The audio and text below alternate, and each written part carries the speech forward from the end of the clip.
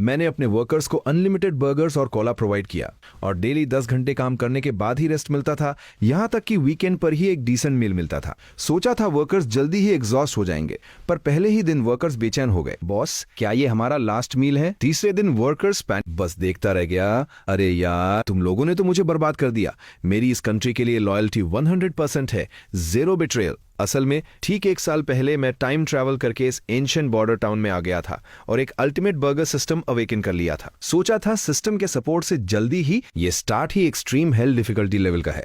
मैं ब्लैंकली अपने हाथ के बर्गर को देखता रहा। तभी मेरे दिमाग में एक आइडिया क्लिक हुआ। बर्गर्स में हाई कैलोरीज है, कोला में हाई शुगर। क्या मॉडर्न कैपिटलिस्ट बॉस अपने वर्कर्स को क्विक एनर्जी देकर उन्हें एग्जॉस्ट करने के लिए यही ट्रिक यूज नहीं करते? मुझे अभी क्या चाहिए? प्लीज हमें सर्वाइव करने का एक चांस दे दीजिए। अगर अब खाना नहीं मिला तो हम सब स्टार्व होकर मर जाएंगे। उसके पीछे खड़े लोग भी डेस्परेशन में घुटनों पर बैठ गए। मैंने अपना थ्रोट क्लियर किया, ट्राइंग टू लुक स्ट्रिक्ट, जबकि अंदर से मैं पूरा पैनिक कर रहा था। स्टैंड अप, मैंने भारी आवाज में कहा। मुझे तुम्हारी प्रॉब्लम पता है, अब मैं तुम्हें सर्वाइव। एक वीक आदमी ने कहा। मुझे पता है, मैंने कहा। इसीलिए यहाँ का रूल है, नो सैलरी। क्राउड अचानक ब्लास्ट हो गई। बिना पेमेंट के काम? क्या ये हमें मारना चाहता है? चलो अटैक करते हैं। जब मैंने उन्हें अपने फिस्ट क्लेंच करते और उनके लिए एक वाटरी पॉरेज का बोल मिलना ही किसी मिरेकल से कम नहीं था। मैंने कोल्ड कैपिटलिस्ट स्माइल दी। पॉरेज? मैंने अपना हाथ हवा में वेव किया और चिल्लाया, फूड लाओ। सभी की शॉक्ड आंखों के सामने पेपर में रैप्ड बर्गर्स का एक माउंटेन अचानक एम्प्टी ग्राउंड पर अपीयर हो गया। उसके बगल में ब्लैक बॉटल्स का एक और माउंटेन था, जिसमें ब्लैक लिक्विड भरा था और धूप में बबल्स उठ रहे। ये क्या है? White flower. मुझे स्मेल आ रही है, ये व्हाइट फ्लावर से बना है और इसके अंदर मीट भी है। सब लोग उस बर्गर माउंटेन को घूर रहे थे। मुझे ये ड्रामेटिक इफेक्ट बहुत पसंद आया। मैंने अपने हाथ में पकड़े बर्गर की एक ऐसे मैसिव मीट पैटी वाले फूड की तो वो कल्पना भी नहीं कर सकता था। उसने केयरफुली एक बाइट ली। ब्रेड की सॉफ्टनेस, मीट पैटी का फ्लेवर, सॉस का स्वीट एंड सावर टेस्ट, ये सारे अननोन फ्लेवर्स उसकी टंग पर ब्लास्ट हो गए। वांग गेनशन पूरी तरह स्टिफ हो गया। उसके रिंकल्ड चेहरे से उसके पीछे जिन भी रेफ्यूजीज ने बर्गर्स खाए, पहली बाइट लेते ही वो सब साइलेंट हो गए और फिर जोर जोर से रोने लगे। मैंने अपनी लाइफ में इतना अमेजिंग फूड कभी नहीं खाया। माम देखो, आपका बेटा मीट खा रहा है। इतनी बड़ी बाइट। बॉस, थैंक यू, हम मरने के लिए रेडी हैं। आफ्टर लाइफ में हम आपकी वर्शिप करेंगे। मैं अपना आधा खाया हुआ बर्गर पकड़े टोटली डमफाउंडेड खड़ा था। शैटर हो गया। मैं तो एग्जैक्टली इविल कैपिटलिस्ट की स्क्रिप्ट फॉलो कर रहा। स्ट्रिक्ट वर्किंग हाउ, ₹0 सैलरी और सिर्फ हाई कैलोरी जंक फूड। ये तो एक स्टैंडर्ड विलन सेटअप है, राइट? पर उनके माइंड में ये final good bye gesture. Crowd पूरी तरह से वाइल्ड हो गई। ओ माय गॉड, ये लास्ट मील नहीं है, हमें डिनर भी मिलेगा और वो भी डेली। बॉस एक लिविंग गॉड है, एक डिवाइन सेवियर जो हमें बचाने आए हैं। वाइन गेंसिंग एक्साइटमेंट से कांप रहा था। वो खड़ा हुआ और सबसे चिल्लाकर बोल। वो पूरी तरह फ्रीज हो गया। ये ब्लैक मैजिक वाटर पीने के बाद तो पेट में हथौड़े जैसा फील हो रहा है। पूरी बॉडी पावर से भर गई है। ये जरूर कोई डिवाइन ड्रिंक है। एक के बाद एक बर्ब की आवाजें आने लगी। साथ में अमेज्ड एक्सप्रेशंस भी थे। उन्हें अपनी बॉडी में एक अपने टूल्स उठाकर टूटी हुई वॉल्स की तरफ चार्ज कर गए। वो अपनी लाइफ रिस्क पर डालकर रॉक्स कैरी कर रहे थे और मड मिक्स कर रहे थे। एकदम मैडनेस के साथ काम कर रहे थे। जो मासिव स्टोन्स पहले 10 लोगों से भी नहीं हिलते थे, अब 3-5 बर्गर खाए हुए मस्कुलर मैन एक लाउड रोर के साथ उन्हें इजिली उठा रहे थे।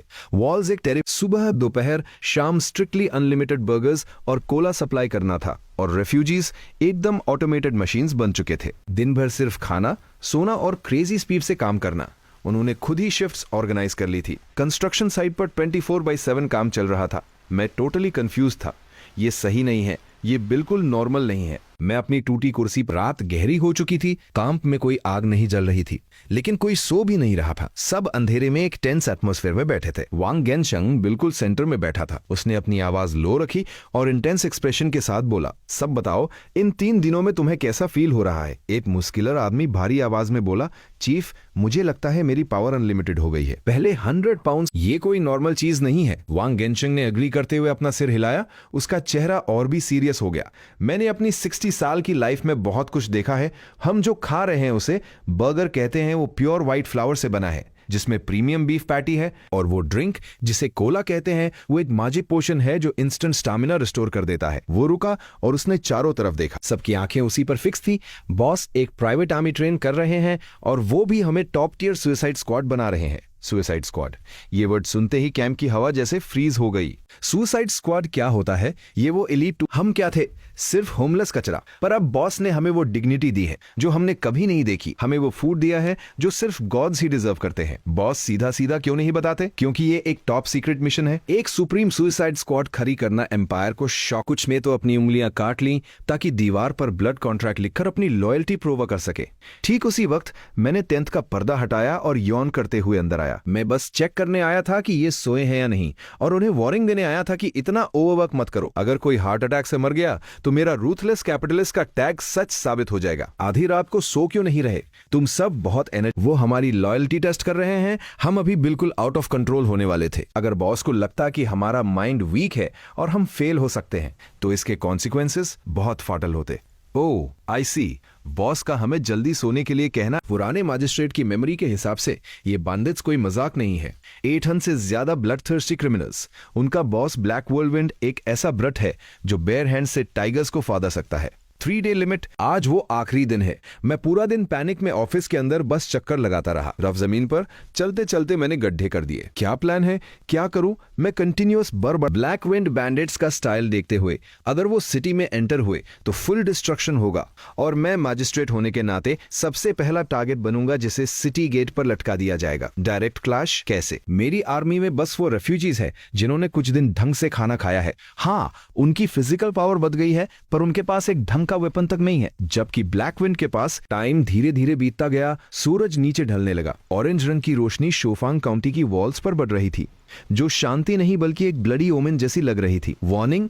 वॉल के ऊपर से एक टेरिफाइंग चीख सुनाई दी। एक लुकआउट वर्कर। हर एक स्टेप पर मुझे लग रहा था मेरा हार्ट थ्रोट से बाहर आ जाएगा। मैं बस एक ऑर्डिनरी कॉर्पोरेट स्लेव हूं। मुझे ये सब क्यों एक्सपीरियंस करना पड़ रहा है? रोने का मन कर रहा था। जैसे तैसे मैं वॉल पर क्लाइंब किया और बाहर देखा। इंस्टेंटली मेरी ब्रेथ खत्म। अब सब कुछ गेम ओवर। मेरे हाथ से सॉर्ड झंझनाहट के साथ जमीन पर गिर गई। मुझे लगा मैं किसी भी सेकंड रो पड़ूंगा। वॉल पर खड़े रेफ्यूजीज ने भी ये सीने देखा। उनके चेहरे पेल हो गए और बॉडी शिवर करने लगी। भले ही उन्होंने इतना आरोगंत। मैं अंदर से शिवर कर रहा था, आधा फियर से और आधा प्योर उससे से। पर मैं कर भी क्या सकता था? मेरे मुंह से एक टफ वर्ड तक नहीं निकल रहा था। तभी वांग गेनशंग, सबसे स्ट्रॉन्ग मस्कुलर मैन का एक ग्रुप, अभी भी वॉल बिल्ड करने वाला एक सीमेंट शवल था। हाँ, हम डेथ से नहीं डरते।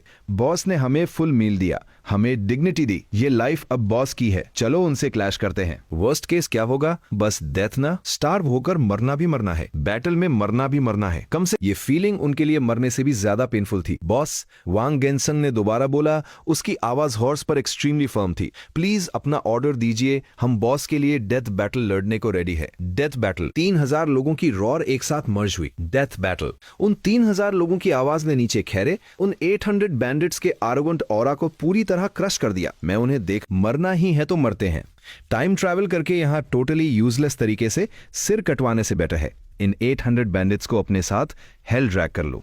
कम से कम आफ्टर लाइफ के रास्ते में सिटी के अंदर वेट करके मरना कंप्लीटली पैसिव है। बाहर चार्ज करें तो शायद 10,000 में एक सर्वाइवल चांस मिल जाए। वांग गेनशंग मुझे किसी मैडमैन की तरह देख रहा था। पहले वो कंफ्यूज हुआ, पर फिर उसके चेहरे पर extreme realisation. Heavy city gates बहुत ही क्रीकिंग साउंड के साथ धीरे धीरे ओपन हुए। नीचे खैरा ब्लैक व्हर्लविंड कंप्लीटली शॉक में था। ये क्या सीन है? इतनी जल्दी सरेंडर? वेट नहीं, इनका पोस्चर तो ऐसा लग रहा है जैसे ये हमें जिंदा खा जाएंगे। अभी वो फिगर आउट। अपनी फुल पावर लगाकर क्राउड के सबसे डेंस एरिया में थ्रो कर दिया। जो भी मेरा फूड बोल छीनने की कोशिश करेगा मैं उसकी लाइफ छीन लूंगा। Black wind bandits completely blank हो गए। उन्होंने मर्डर्स किए थे, ब्लड देखा था, पर अपनी लाइफ में ऐसा बैटल फॉर्मेशन कभी नहीं देखा था। ये एक प्योर मैसेकर था। 3000 फुल कैपेसिटी, इन्फिनिट एनर्जी वाले फियरलेस बर्जर रुपीज वर्सेस वो 800 पैम्पर्ड एलीट बैंडिट्स जो डर के मारे पूरी तरह फ्रीज हो चुके थे। स्टार्ट से ही बैटल का फ्लो पूरी तरह वन साइडेड हो चुका था। मैं वॉल पर और ब्रोकन लिम्स, ब्लड लिटरली नदी की तरह बह रहा था। उन 800 बैंडिट्स में से उन 1-200 को छोड़कर जिन्होंने डर के मारे जमीन पर नील करके सरेंडर कर दिया था, बाकी सब कंप्लीटली डेड थे। और वो 3000 हैवी साउंड के साथ घुटनों पर बैठ गए। उनके हाथों के बेसिक वेपन जमीन में स्टैब हुए, जिससे एक परफेक्टली सिंक्रोनाइज्ड और सोल शेकिंग आवाज गूंज उठी। वांग गेनशंग ने अपना सिर उठाया। उसके ब्लड कवर्ड चेहरे पर एक अनप्रेसिडेंटेड लेवल का फैनेटिसिज्म। होली शिट, मामला टोटली आउट ऑफ कंट्रोल हो गया। मेरे लिप्स शिवर कर रहे थे और चेहरे का पूरा कलर उड़ चुका था। एग्जैक्टली उसी टाइम थोड़ी दूर एक मासिव ट्री पर एक स्टेल्थ सूट पहने डार्क शैडो किसी ट्रू डेविल को देखने वाली आंखों से नीचे वॉल की तरफ देख रही थी। मुझ स्पीड से उड़ गया। इधर मुझे वांग गेनशंग और उसके लोगों ने कैरी करके ऑफिस तक पहुंचाया। मैं उस टाइम सच में पैरालाइज हो चुका था। मेरे हाथ पैर आइस कोल्ड थे और ब्रेन कंप्लीटली ब्लैंक था। मैंने बस उन ब्लड सोक्ड मस्कुलर आदमियों को उनको किसी वांग गेनशंग की आवाज लाउडली गूंजी जिसमें प्योर प्राइड और मेरिट्स क्लेम करने की एक्साइटमेंट थी। ये बैटल रिपोर्ट सुनकर मेरे लिप्स फिर से शिवर करने लगे। 600 से ज्यादा किल्ड, 100 से ज्यादा कैप्चर्ड। ओ माय गॉड, ये तो कंप्लीट मैसेकर है। मैं अपने सामने इन लोगों को घूर रहा था। कुछ दिन पहले तक ये स्टारवेशन से तड़प रहे थे, ठीक से स्टेबल खैरे भी नहीं हो सकते थे, और अब ये प्योर किलिंग मशीन्स। और बोला हमारे 92 ब्रदर्स बैटल में मारे गए, 100 पार्टी क्रिटिकली इंजर्ड हैं, 22 सबको माइनर इंजरीज आई है जिसका कल की वर्क शिफ्ट पर कोई नेगेटिव इंपैक्ट नहीं डरेगा। मैं साइलेंट हो गया। 92 लोग मारे गए। हालांकि ओवरऑल बैटल रेशियो से कंपेयर करें तो ये नंबर अनबिलीवेबली लो है, पर फिर भी वो 92 रियल ह्यूमन लाइव्स थी। मुझे अंदर बहुत हैवीनेस फील हो रही थी। ये लोग मेरे उस जैसे ही मैंने अपनी पॉकेट चेक की, मेरी पॉकेट तो मेरे फेस से भी ज्यादा क्लीन थी। पूरे शोफांग काउंटी का फाइनेंशियल लेवल टोटली नेगेटिव में था। मैं कहां से कॉम्पनसेशन दूं? पर वांग गेनशंग ने जैसे मेरा माइंड रीड कर लिया। ये तो लोकल बॉस को लूटने वाला सिस्टम है। मैं ये डिटेल कैसे भूल गया? ब्लैक विंड स्ट्रॉन्ग होल्ड इतने सालों से माउंटेन्स में सेटअप बनाए हुए था, ना जाने कितने पासिंग मर्चेंट्स को लूटा होगा। फास्ट, जल्दी सारा लूट हम बल्क राशन परचेस कर सकते हैं, ऑफिस को फुली अपग्रेड कर सकते हैं, इन सुसाइड स्क्वाड वालों के लिए प्रॉपर ऑफिशियल वेपन्स ला सकते हैं, और यहां तक कि मैं अपने लिए भी कुछ प्रीमियम आउटफिट्स बनवा सकता हूं। जब मैं सडनली रिच होने वाली वाइब में कंप्लीटली लॉस था, तभी वांग गेनशंग ने दोबारा बोला, बॉस अब चूंकि ब्लैक विंड गैंग पूरी तरह डिलीट हो चुकी है, हम 3000 ब्रदर्स आपके ऑर्डर्स पर अनकंडीशनली। मैं तो बस एक चिल्ड आउट मैजिस्ट्रेट बनना चाहता हूं जिसका प्लान सिंपली खाना और आराम करना है। मुझे सीरियसली कोई आर्मी बिल्ड नहीं करनी। अगर ये बात लीक होकर कैपिटल पहुंच गई तो ये परफेक्टली ट्रीजन और रिबेलियन माना जाएगा ना। प्लीज बॉस हमें टाइटल दें। बाई लोगों ने भी जोर जोर से डिमांड करना शुरू कर दिया। मेरे दिमाग का तो पूरा सिस्टम ही हंग हो रहा था। टाइटल दूं? आखिर क्या टाइटल दूं? क्या मैं इनका नाम बर्गर डिवाइन कल्ट रखूं या कोला सुसाइड स्क्वाड? ये पब्लिकली अनाउंस करना कितना एम्बैरेसिंग और क्रिंजी लगेगा। मेरा ब्रेन हाइपर स्पीड से प्रोसेस कर रहा था कि कोई सॉलिड एक्सक्यूज देकर यहां से एस्केप करूं। मैंने साइलेंट मोड में चली गई। वांग गेनशंग और बानी यूनिट लीडर्स ने एक दूसरे को देखा और फिर सडनली उनके चेहरे पर एक ब्राइट रियलाइजेशन वाला एक्सप्रेशन आ गया। वांग गेनशंग तो एक्साइटमेंट से फिजिकली शिवर कर रहा था। इंपेशेंट होना मिलिट्री स्ट्रेटजी में सबसे फाटल मिस्टेक है। बॉस डर रहे थे कि कहीं हम रॉन्ग ट्रैक पर जाकर अपना पोटेंशियल डिस्ट्रॉय न कर लें। एक दूसरे मस्कुलर लीडर ने भी एड ऑन किया, स्पॉट ऑन। बॉस ने कहा कि हमें करंट बैटल रिकॉर्ड को कौन। इनकी बातें सुनकर तो मेरा दिमाग ही सुन्न हो गया। Hidden dragon, master plan, grand strategy, ये लोग क्या बकवास कर रहे हैं। मैं बस सिंपली किसी प्रॉब्लम में नहीं बदना चाहता और ये लोग मेरे इंटेंशंस को मुझसे ज्यादा समझ रहे हैं। मुझे लग रहा है मेरा और इनका फ्रीक्वेंसी बिल्कुल अलग है।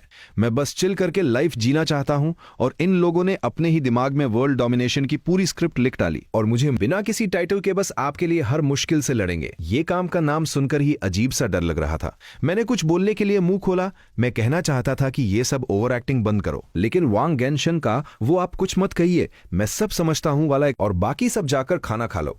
यस बॉस, सबने एक साथ पूरे जोश में शाउट किया और फिर पूरे डिसिप्लिन के साथ बाहर निकल गए। ये 12 सा काउंटी ऑफिस अचानक एकदम शांत हो गया। अब वहां सिर्फ मैं था और पूरा कोर्टयार्ड खजाने से भरा हुआ था। मैं उस लूट को देख रहा था, लेकिन अंदर से मुझे जरा भी खुशी नहीं हो रही थी। मैं अपनी कुर्सी पर धड़ाम से गिरा और एक गहरी सा मेंटल एग्जॉशन। कल का रोलर कोस्टर राइड मेरी पिछली पूरी लाइफ से ज्यादा इंटेंस था। पहले तो मैं डर के मारे आधा मर चुका था, फिर एकदम से शॉक लगा और आखिर में सिर्फ कंफ्यूजन और हेल्पलेसनेस बची थी। मैं अपनी नींद भरी आंखें मलता हुआ कमरे से बाहर निकला तो देखा कि वांग गेनशंग अपने लोगों के साथ कोर्टयार्ड में काम में लगा है।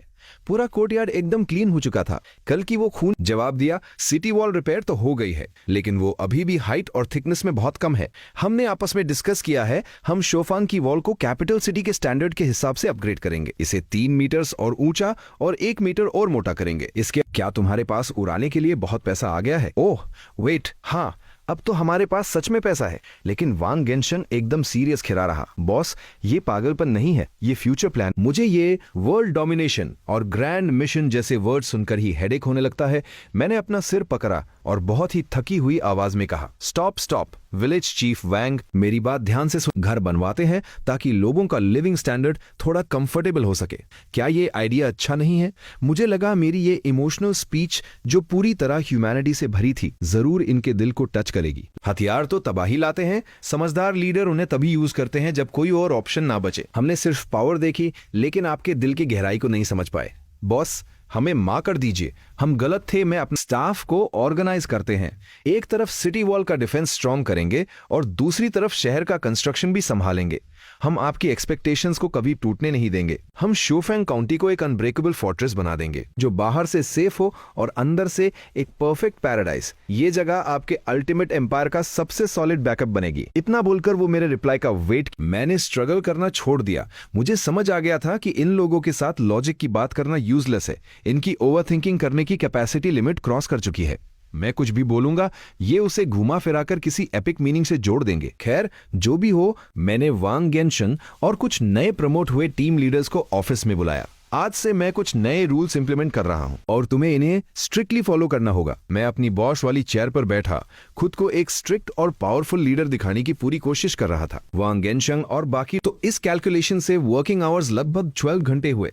एकदम स्टैंडर्ड 996 कॉर्पोरेट रूटीन, बल्कि उससे थोड़ा ज्यादा ही। इन एंशिएंट लोगों के हिसाब से तो ये बहुत हेवी वर्कलोड होना चाहिए। लेकिन वांग गेनशंग, मुझे डर है कि तुम लोग ओवरवर्क से कहीं मर न जाओ। तुम वर्कहॉलिक्स की योर्स, मुझ जैसा कैपिटलिस्ट भी तुम्हारा ये पागलपन बर्दाश्त नहीं कर पा रहा।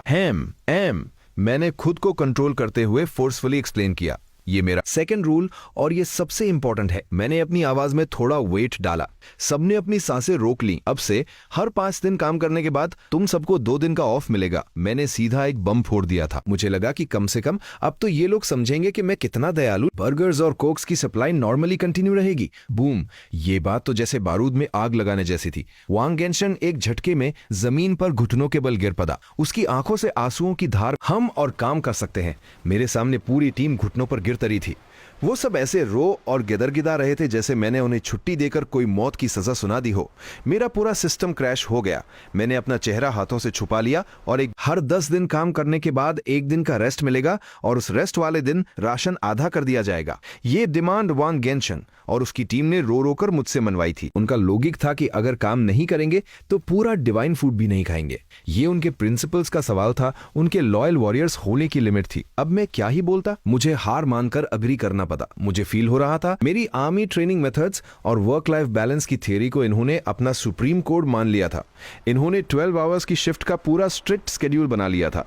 सुबह के 4 session, high intensity physical labour, भारी पद, सबके सब एकदम सीरियस मेडिटेशन पोज में बैठे होते और बीच बीच में कोई जोर से डकार भी मार देता था। जब मैंने पहली बार ये सेने देखा था तो मेरे मुंह से कोक बाहर आते आते बची थी। ये लोग सच में बर्गर को कोई मैजिकल पिल समझ रहे थे। दोपहर के बाद फिर से हाई इंटेंसिटी फिजिकल लेबर शुरू और रात को काम खत्म होने के बाद ये लोग तब भी फ्री नहीं बैठते थे। वांग गेनशन की लीडरशिप में सारे जवान लड़के, यहां तक कि वो बैंडिट्स भी जिन्होंने सरेंडर किया था, सब मिलकर वन सेशन के लिए कॉम्बैट ट्रेनिंग करते थे और कॉम्बैट ट्रेनिंग के नाम पे वो कैप्चर्ड वेपन्स या फिर अपनी कुदाल और फाव। मेरी डेली लाइफ बस इतनी रह गई थी कि मील टाइम आते ही सिस्टम से बाहर जितने बर्गर्स और कोक बाहर निकालूं और फिर बैठकर इन लोगों को जानवरों की तरह खाते हुए देखूं और उसके बाद इन्हें मेडिटेट। और कुछ लोग तो लाइन बनाकर वुडन डमीज से अपने सिर फोड़ रहे थे। बैंग बैंग की भारी आवाजें आ रही थी। वांग गेनशंग, मैंने अपना गुस्से वाला चेहरा बनाकर चिल्लाया, आज हमारा रेस्ट डे था ना, तुम लोग ये क्या तमाशा कर रहे हो? वांग गेनशंग पसीने से भीगा हुआ मेरे पास दौड़ता हुआ आया।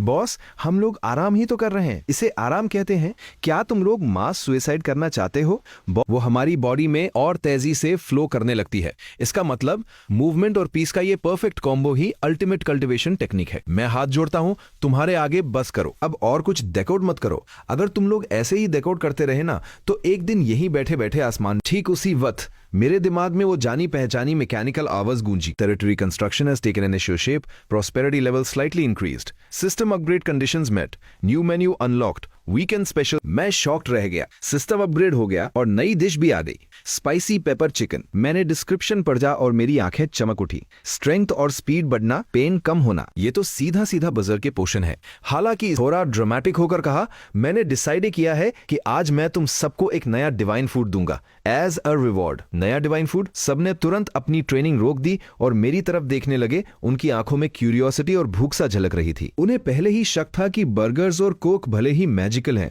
लेकिन ये बॉस का अल्टीमेट वेपन नहीं हो सकते। और आखिरकार वो दिन आ ही गया जब अचानक पूरे ऑफिस में फैल गई और चारों दिशाओं में उड़ने लगी। ये एक बहुत ही कॉम्प्लेक्स खुशबू थी, स्पाइसी, फ्रेश और एकदम माइंड ब्लोइंग। सिर्फ इसे सूंघने से ही मुंह में पानी आने लगता था। गल्प। 3000 लोगों के गले से एक साथ लार गटकने की आवाज आई। अगर बर्गर्स की खुशबू कम, ये सब महसूस करके उसे लगा जैसे उसकी आत्मा भी कांप रही है। उसने बहुत सावधानी से पैकेट खोला। अंदर एक पूरी भुनी हुई चिकन थी जो सॉस में डूबी होने के कारण एक बेहद अट्रैक्टिव लाल रंग की दिख रही थी और उसके ऊपर हरी मिर्च और लाल मिर्च का तबका लगा हुआ था। लेकिन ये दोनों खतरनाक फ्लेवर आपस में कॉन्फ्लिक्ट नहीं कर रहे थे, बल्कि परफेक्टली ब्लेंड हो गए थे। ये टास्ट उसके हर एक सेंस को ट्रिगर कर रहा था। उसके शरीर का रोम रोम खुल गया था। वांग गेनशंग पूरी तरह से, बाकी सब लोग ये देखकर सन्न रह गए। विला चीफ को क्या हो गया? इन्होंने वो खाया और ऐसा लग रहा है जैसे कोई और ही इंसान बन रहे हों। जल्दी, मुझे भी खाना है। भीड़ में अचानक भगदड़ मच गई। सबके सब पागलों की तरह आगे दौड़े और जमीन पर पड़े पैकेट्स झपटने लगे। जब पहले, दूसरे और तीसरे इंसान ने वो स्पाइसी पेपर चिकन खाया तो पूरे शोफांग काउंटी में जानवरों जैसी खौफनाक दहाड़ें गूंजने लगी। ये स्पाइसी पेपर चिकन कहां से है? ये तो पूरा बर्जर्कर पोषण है। मैं तो बस तुम्हें अच्छा खाना खिलाना चाहता था। मैंने कांपते हुए कहा, तुम लोग शांत हो जाओ। लेकिन मेरी आवाज उनकी उन खौफने जैसे दर्द का एहसास ही नहीं हो रहा था। कोई मार खाकर बुरी तरह सूज भी जाता तो भी हंसता और भी ज्यादा खतरनाक तरीके से वापस हमला करता। वो लकड़ी के दमी जिन्हें ट्रेनिंग के लिए बनाया गया था, आधे घंटे के अंदर ही टूटकर चूर चूर हो गए। मोटे मोटे लकड़ी के खंभे उन्होंने ऐसे तोड़ दिए जैसे गन्ने छील रहे हों। मैं ऑफिस के अंदर छुपा हुआ दरवाजे की दरार से ये सब देख रहा था। मेरी हाल, लेकिन सिस्टम हमेशा की तरह एकदम साइलेंट रहा। कोई रिप्लाई नहीं। मेरे पास बस प्रे करने के अलावा कोई ऑप्शन नहीं था कि इनका ये पागलपन जल्दी खत्म हो जाए। थैंक गॉड ये बजर्क मोड बहुत देर तक नहीं चला। दोपहर होते होते स्पाइसी पेपर, अगले ही पल उसके चेहरे पर एक एक्सट्रीम शॉक और औशी का एक्सप्रेशन आ गया। उसने महसूस किया कि सुबह की उस पागलों वाली लड़ाई के बाद उसकी बॉडी और भी ज्यादा मजबूत हो गई है। बुढ़ापे की वजह से उसके जो एनर्जी चैनल्स ब्लॉक हो गए थे, उस ब्रूटल एनर्जी वेव ने उन्हें पूरी तरह से साफ कर दिया था। उसे ऐसा लग रहा था कि वो अपनी बॉडी के अंदर एक गर्म एनर्जी को फ्लो करते हुए सा महसूस कर सकता है। डिवाइन आइटम सिर्फ कॉम्बैट के जरिए उस एक्स्ट्रा एनर्जी को बाहर निकाल और अपने फोकस को मेंटेन रखकर ही इस पावर को अपना बनाया जा सकता है। बॉस ने हमें इतना सीक्रेट कल्टीवेशन मेथड सिखा दिया। वांग गेनशंग ने ऑफिस की तरफ देखा। उसकी आंखों में रेस्पेक्ट और डिवोट। अगर पहले वो लॉयल थे तो अब वो भक्त बन चुके थे। वो मुझे ऐसे देख रहे थे जैसे मैं कोई जीता जागता भगवान हूं। उनकी वो क्रीपीली डिवोटिव आंखें देखकर मेरे रोंगटे खड़े हो गए। मैंने बस खासकर गला सर किया और उसी वक्त शोफैंग काउंटी से 100 मील दूर युनजोंग काउंटी में काउंटी हेड जांग चेंगजी अपने हाथ में पकड़ी रिपोर्ट को देखकर टेंशन में था। तुम सच बोल रहे हो? शोफंग का वो नया काउंटी हेड 3000 रेफ्यूजीज के साथ ब्लैक विंड स्ट्रॉन्ग होल्ड को तबाह कर चुका है। उसने नीचे खड़े उस मर्चेंट से पूछा जो शोफंग से जान बचाकर भागा था। बिल्कुल सच है बॉस। उस मर्चेंट का चेहरा रोने वाला हो रहा था। मैंने अपनी आंखों से देखा है। वो बहुत खतरनाक सीन था। शूफांग के लोग एकदम पागलों की तरह लड़ रहे थे। उनके अंदर इतनी ताकत थी और तलवारें लगने पर भी वो, यहां तक कि वो खुद अपनी युनजोंग आर्मी के साथ भी उनसे पंगा लेने की हिम्मत नहीं करता था। वो नया काउंटी हेड आखिर किस लेवल का इंसान है? उसके पास इतनी पावर कहां से आई? और बॉस, एक और बात मर्चेंट ने आगे बताया। वो अपने उन रेफ्यूजीज को खाने में व्हाइट फ्लावर, और अब तो उसने ब्लैक विंड स्ट्रॉन्ग होल्ड का खजाना भी लूट लिया है। मतलब वो और भी अमीर हो गया है। जांग चंगजी के मन में लालच बढ़ने लगा। युनजोंग काउंटी भले ही शूफांग से अमीर था, लेकिन वहां भी हालात बहुत अच्छे नहीं थे। गवर्नमेंट टैक्सेस के साथ साथ ये जांग चंगजी का साला था ली सान, जो कनेक्शन से लेफ्टिनेंट बन गया था। ब्रदर इन लॉ, आपने मुझे बुलाया? ली सान ने चापलूसी भरी स्माइल के साथ पूछा। एक पैसे कमाने का मौका है, करेगा? जांग चंगजी ने धीमी आवाज में पूछा। बिल्कुल करूंगा। पैसे का नाम सुनते ही ली सान की आंखें चमक उठी। जांग चंगजी ने शोफांग काउंटी की पूरी कहानी उसे बढ़ा, अगर वो नखरे दिखाए तो उसे थोड़ा सबक सिखा देना, लेकिन याद रखना बात ज्यादा मत बढ़ाना, बस उसे डराना है। वो एक मामूली काउंटी हेड है, वो कुछ नहीं कर पाएगा। हो जाएगा बॉस, आप टेंशन मत लो। ली सान ने अपना सीना ठोककर पूरे कॉन्फिडेंस के साथ कहा। उसे लगा ये तो मुफ्त का पैसा है। 50 ट्रेंड सोल्जर्स के साथ एक गरीब जगह के लीडर को डराना कौन सा मुश्किल काम है। और फिर 10 दिन बाद जब शोफांग, वो पूरी तरह से आर्मर पहने हुए थे और शूफैंग काउंटी के गेट के सामने आकर खड़े हो गए। उस वट गेट के बाहर ऑयली पेपर में लिपटे स्पाइसी पेपर चिकन के पैकेट्स लाइन से रखे हुए थे। वो माइंड ब्लोइंग महक दूर दूर तक फैल रही थी। 3000 लोग लाइन में खड़े होकर भूखी नजरों से सीधा उस पर टिक गईं। 3000 लोगों की वो ठंडी, खौफनाक और जान लेने वाली नजरें। लाइन में सबसे आगे खैरा वो आदमी धीरे से मुड़ा। वो बस वांग गेनशंग के हाथ से वो गरम गरम स्पाइसी पेपर चिकन का पैकेट ले ही रहा था। वो उसे खाने ही वाला था। उसने ली सन को देखा, फिर अपने हाथ में पकड़े चिकन को देखा और फ्राउन किया। तूने अभी क्या बोला? उसने भारी आवाज में पूछा। अपने पीछे खड़े साथी को दिया और धीरे से कहा, इसे पकड़ना, ठंडा नहीं होना चाहिए। फिर उसने अपना सिर ऊपर उठाया। उसकी आंखें एकदम लाल हो चुकी थी और वो ली सान को ऐसे घूर रहा था जैसे कोई शिकारी अपने शिकार को देखता है। अगले ही पल वो और उसकी नजरें उस आदमी की उन खून से लाल आंखों से मिली जिनमें सिर्फ और सिर्फ खून करने की भूख थी। क्या क्या कर रहा है तू? लीसान की आत्मा जैसे शरीर से बाहर निकल गई। उसकी पैंट में गर्माहट महसूस हुई और अगले ही पल पूरे माहौल में मूत्र की बदबू। ये सब देखकर पूरी तरह सुन्न पड़ चुके थे। वो ट्रेन सोल्जर्स थे, लेकिन वो किस तरह के मॉन्स्टर्स के सामने खेरे थे। वो 3000 लोग, सबने खाना खाना छोड़ दिया था और एक साथ मुड़कर उन्हें घूर रहे थे। उनकी नजरों में कोई इमोशन नहीं था, बस वांग गेनशंग ने धीरे से सिर हिलाया।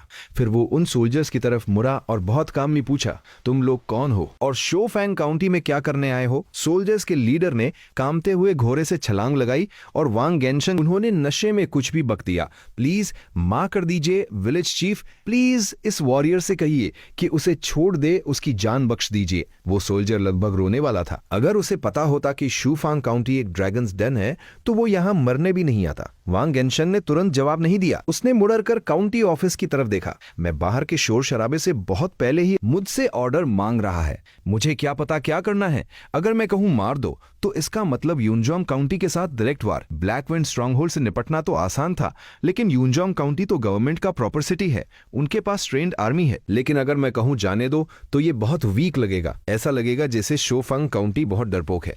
फिर तो कोई भी आके हमें परेशान करेगा। मैंने हवा में लटकते ली सान की तरफ पॉइंट किया और हाथ हिलाकर गेट आउट वाला एक्शन किया। मेरा मतलब बहुत क्लियर था, उनके पैसे और घोड़े रख लो एज मेंटल हैरेसमेंट कॉम्पेंसेशन और उन्हें यहां से भगा दो जितना दूर हो सके। ये उसकी पूरी बॉडी कांप उठी और उसकी आंखों में मेरे लिए एक्सट्रीम रिस्पेक्ट और डिवोशन भर गया। उसने फिर से मेरा मैसेज डिकोड कर लिया था। बॉस की स्ट्रेटजी कितनी कमाल की है, उनका विजन कितना बड़ा है। बॉस ने सोल्जर्स और घोड़ों की तरफ पॉइंट किया, मतलब दुश्मनों के वेपन्स और घोड़े जब्त कर लो। दुश्मन और बॉस यही तो चाहते हैं। शोफांग काउंटी का डिफेंस बहुत स्ट्रांग है और हमारी बटालियन के सामने वो टिक नहीं पाएंगे। हम आराम से उनका इंतजार करेंगे और जब वो आएंगे तो हम उनकी मेन आर्मी को पूरी तरह तबाह कर देंगे। और जब यूनजोंग काउंटी की आर्मी खत्म हो जाएगी तो हम मौके। ऐसे गॉड लाइक लीडर को फॉलो करना मेरी लाइफ का सबसे बड़ा अचीवमेंट है। उसने एक गहरी सांस ली, अपना एक्साइटमेंट छुपाया और ली सान को पकड़े हुए आदमी से बोला, उसे छोड़ दो। वो आदमी थोड़ा रिलक्टेंट था, लेकिन उसने ऑर्डर मान लिया। उसने अपना हाथ ढीला किया और ली सान किसी कीचड़ की तरह जमीन पर गिरता रहा। वो जोर जोर से खांस रहा था और उसकी पैंट पूरी तरह गीली हो चुकी थी। अपने घोड़े और जो भी कीमती, इस बार बॉस लिन ने तुम पर दया करके तुम्हारी जान बख्श दी है, लेकिन अगर अगली बार तुमने यहां आने की जरूरत की तो यूनजोंग काउंटी को शमशान बना देंगे। वांग गेनशंग की ये वार्निंग आधी उसकी अपनी थी और आधी उसने मेरी तथाकथित डिवाइन प्लान के हिसाब से दी थी। उसे लगा कि इस boss Lin long live, battalion long live. मैं दरवाजे के पीछे से ये सब देख रहा था और सेटिस्फैक्शन के साथ अपना सिर हिलाया। नॉट बैड, विलेज चीफ वांग बहुत यूजफुल है। मेरी इंस्ट्रक्शंस को परफेक्टली एग्जीक्यूट किया, पैसे भी मिल गए, रिस्पेक्ट भी बनी रही और मामला वार तक भी नहीं पहुंचा। परफेक्ट। मैं पूरी वशी के साथ ऑफिस के अंदर चला गया ताकि अपनी नई लूट को चेक कर सकूं। पूरे शूफांग काउंटी में एक अजीब सा ब्लडथर्स्टी एटमॉस्फेयर बन चुका था। सिर्फ मैं ही अकेला था जो अभी भी पीसफुल लाइफ और साइलेंट डेवलपमेंट के सपने देख रहा था। यूनजोंग काउंटी का ये इंसिडेंट मेरे लिए बस एक छोटा सा ड्रामा था। मैंने 50 घोड़े और कुछ हथियार जब्त कर लिए और कुछ एक टेरिफाइंग लेवल पर इवॉल्व हो रहे थे। वांग गेनशंग, जो पूरी तरह से मेरी इमेजिनरी ग्रेटनेस में अंधा हो चुका था, अब इस बटालियन का सुप्रीम कमांडर और चीफ ब्रेन वॉशर बन चुका था। उसने उन 3000 लोगों को बहुत स्ट्रिक्टली डिवाइड कर दिया था। सबसे पहले कोर मेंबर्स, जो ओरिजिनल 3000 रेफ्यूजीज थे, वो बटालियन का कोर थे। उनकी लॉयल्टी सबसे ज्यादा थी, उन्हें ओरिजिनल गार्ड्स कहा गया। उसके बाद वो 100 से ज्यादा ब्लैक विंड स्ट्रॉन्ग होल्ड के बैंडिट्स जिन्होंने सरेंडर किया था। वांग गेनशंग ने उनका माइंड वॉश किया, मतलब उन्हें 3 दिन भूखा रखा और फिर बर्गर्स और उनसे सबसे भारी काम करवाया जाता था, कचरा साफ करना, नहरें बनाना वगैरह। इस पीरियड को ऑब्जर्वेशन पीरियड कहा जाता था। अगर वो अच्छे से काम करते थे और बॉस लिन यानी मेरे चमत्कारों में पूरी आस्था दिखाते थे, तभी उन्हें तो उसने बस इतना कहा, बॉस आपकी महानता की खबर दूर दूर तक फैल गई है। लोग खुद आकर आपकी शरण ले रहे हैं। ये आपके किंग बनने का सिग्नल है। मुझे कुछ समझ नहीं आया, लेकिन जब मैंने सिस्टम पैनल चेक किया तो पॉपुलेशन सच में बढ़ रही थी। पॉपुलेशन बढ़ने का मतलब सिस्टम अपग्रेड और नए मेन्यू। एक completely new combat system develop कर लिया। उसने बटालियन को 3 हिस्सों में बांट दिया। 1 हैवी आर्मर मकाक स्क्वाड। ये उन ताउस सबसे पॉल और स्ट्रॉन्ग ओरिजिनल गार्ड्स की स्क्वाड थी। वो ब्लैक विंड स्ट्रॉन्ग होल्ड से मिले टूटे फूटे आर्मर पहनते थे और हेवी वेपन्स जैसे मॉडिफाइड हैमर्स और एक्सेस चलाते थे। उनकी ट्रेनिंग सिर्फ अटैक और चार्ज करने की थी। उनका राशन सबसे ज्यादा था। उन्हें डेली एक एक्स्ट्रा बर्गर मिलता था। वांग गेंशन का लॉजिक था कि ये स्क्वाड बटालियन का मेन अटैक फोर्स है, इसलिए उन्हें मैक्सिमम एनर्जी चाहिए। 2 शार्प शूटर स्क्वाड। ये 500 ऐसे गार्ड्स थे जिनकी आईसाइट अच्छी थी और हाथ स्टेबल थे। उनके वेपन्स वो बो एंड एरोस थे जो बैंडिट्स से मिले थे, लेकिन क्योंकि एरोस कम थे इसलिए वांग गेंशन ने उन्हें एक नई ट्रेनिंग, वो उन्हें पहाड़ों में ले गया और उन्हें पत्थर फेंकने की ट्रेनिंग दी। टारगेट 50 कदम दूर दौड़ता हुआ खरगोश। जब तक उनका निशाना तीर जितना एक्यूरेट नहीं हो जाता वो फेल माने जाते थे। और उनकी आईसाइट इंप्रूव करने के लिए वांग गेंशंग ने उनके लिए डेली आधी बॉटल एक्स्ट्रा कोक डिमांड की। उसका लॉजिक था कोक पीने से दिमाग फ्रेश होता है तो आंखें भी तेज होंगी। जब मैंने ये बेवकूफी भरी डिमांड सुनी तो मैं मना करने वाला था, लेकिन वांग गेंशंग का वो मैं ये सब आपके ग्रैंड प्लान के लिए कर रहा हूं वाला चेहरा देखकर मैंने चुपचाप कोक दे दी। 3 असॉल्ट स्क्वाड। ये सबसे बड़ी स्क्वाड थी। इसमें बाकी बचे हुए सभी मेंबर्स आते थे, जिसमें बांडिट्स और नए मेंबर्स शामिल थे। इनका काम था हेवी स्क्वाड के पीछे पीछे जाना, बचे हुए दुश्मनों को खत्म करना, बैटलफील्ड सा करना और ह्यूमन वेव टैक्टिक्स से दुश्मन को ओवरवेल्म करना। ऑफ कोर्स वांग गेंशिंग उन्हें कैनन फॉडर नहीं बोलता था, वो उन्हें बटालियन का सॉलिड फाउंडेशन बोलता था। इनकी ट्रेनिंग सबसे रैंडम थी। ये सब कुछ प्रैक्टिस करते थे, स्पारिंग, चार्जिंग और अजीब अजीब टूल से मर्डर करना। इस तरह मेरे जाने बिना एक फुल्ली ऑर्गेनाइज्ड, डिसिप्लिन्ड और एक अजीब सी कल्टीवेशन थियरी पर चलने वाली आर्मी शोफांग काउंटी में तैयार हो चुकी थी। वो पागलों की तरह ट्रेन करते, पागलों की तरह बिल्डिंग बनाते और मेरे हर एक रैंडम काम से कोई न कोई ग्रैंड मैसेज निकाल लेते। जैसे मुझे लगा कि सिटी में कहीं भी टॉयलेट करना बहुत उन्हीजेनिक है और इससे बीमारी फैल सकती है, तो मैंने वांग गेंशंग को ऑर्डर दिया कि शहर में जगह जगह पब्लिक टॉयलेट्स बनाओ। लेकिन वांग गेंशंग ने इसका क्या मतलब निकाला? देखो, बॉस ने हमें इतने गहरे और बड़े गड्ढे खोदने को क्यों बोला है? ये टॉयलेट्स नहीं है, ये हिडन बंकर्स है। अगर दुश्मन शहर में घुस आया तो हम इन टनल्स का यूज करके उन पर सरप्राइज अटैक करेंगे। इसे अर्बन वॉरफेयर कहते हैं। बॉस ने फ्यूचर बैटल्स की प्लानिंग अभी से कर ली है। क्या विजन है? बस फिर क्या था, बटालियन के लोग सिटी वॉल्स बनाने से ज्यादा ओशी शशी टॉयलेट्स के गड्ढे खोदने लगे। एक और एग्जांपल, मैंने नोटिस किया कि जो घोड़े हमने कैप्चर किए थे वो ठीक से मेंटेन नहीं हो रहे हैं और कुछ घोड़े मर भी गए हैं। मुझे बहुत बुरा लगा। आफ्टर ऑल घोड़े महंगे होते हैं, तो मैंने कुछ स्मार्ट दिखने वाले लगरों को चुना और उन्हें घोड़ों की देखभाल का काम दे दिया और रिवॉर्ड में उन्हें आधा बर्गर डेली एक्स्ट्रा देने लगा। वांग गेंशंग का रिएक्शन, बॉस हमारी कवलरी यूनिट बना रहे हैं। कवलरी किसी भी आर्मी का एलीट पार्ट होती है। बॉस अभी से फ्यूचर में पूरी दुनिया जीतने की तैयारी कर रहे हैं। बस वो चुने हुए लगरे पूरी बटालियन में सबसे रिस्पेक्टेड बन गए। वो घोड़ों को अपनी जान से ज्यादा प्यार करने लगे। वो घोड़ों के साथ सोते, उनसे बातें करते और human horse unity, centaur mode achieve करने की कोशिश करने लगे। मैं ये सब देखता और मुझे लगता कि ये दुनिया सच में पागल हो चुकी है। मुझे फील होने लगा था कि मैं बस एक हैंड्स ऑफ बॉस हूं जो कुछ नहीं करता फिर भी उसके एम्प्लॉइज टारगेट्स को 100 गुना ज्यादा अचीव कर लेते हैं। ये फुली ऑटोमेटेड मैनेजमेंट सिस्टम इतना टेरिफाइंग था कि मुझ जैसे इविल कैपिटलिस्ट को भी डर लगने लगा था। कहीं ये लोग सच में मुझे किसी दिन जबरदस्ती किंग की कुर्सी पर ना बिठा दे। ये सोचकर ही मुझे झुरझुरी आ गई। मैंने डर के मारे एक बड़ा सा बर्गर अपने मुंह में ठूस लिया। छोड़ो यार, जो होगा देखा जाएगा।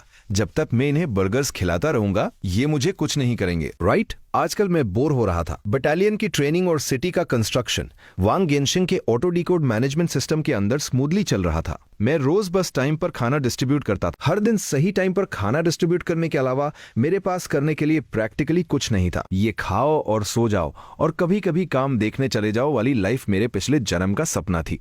लेकिन अब जब मैं सच में ऐसी लाइफ जी रहा था तो मुझे लग रहा था कि कुछ तो मिसिंग है। नहीं, मुझे कुछ काम ढूंढना पड़ेगा।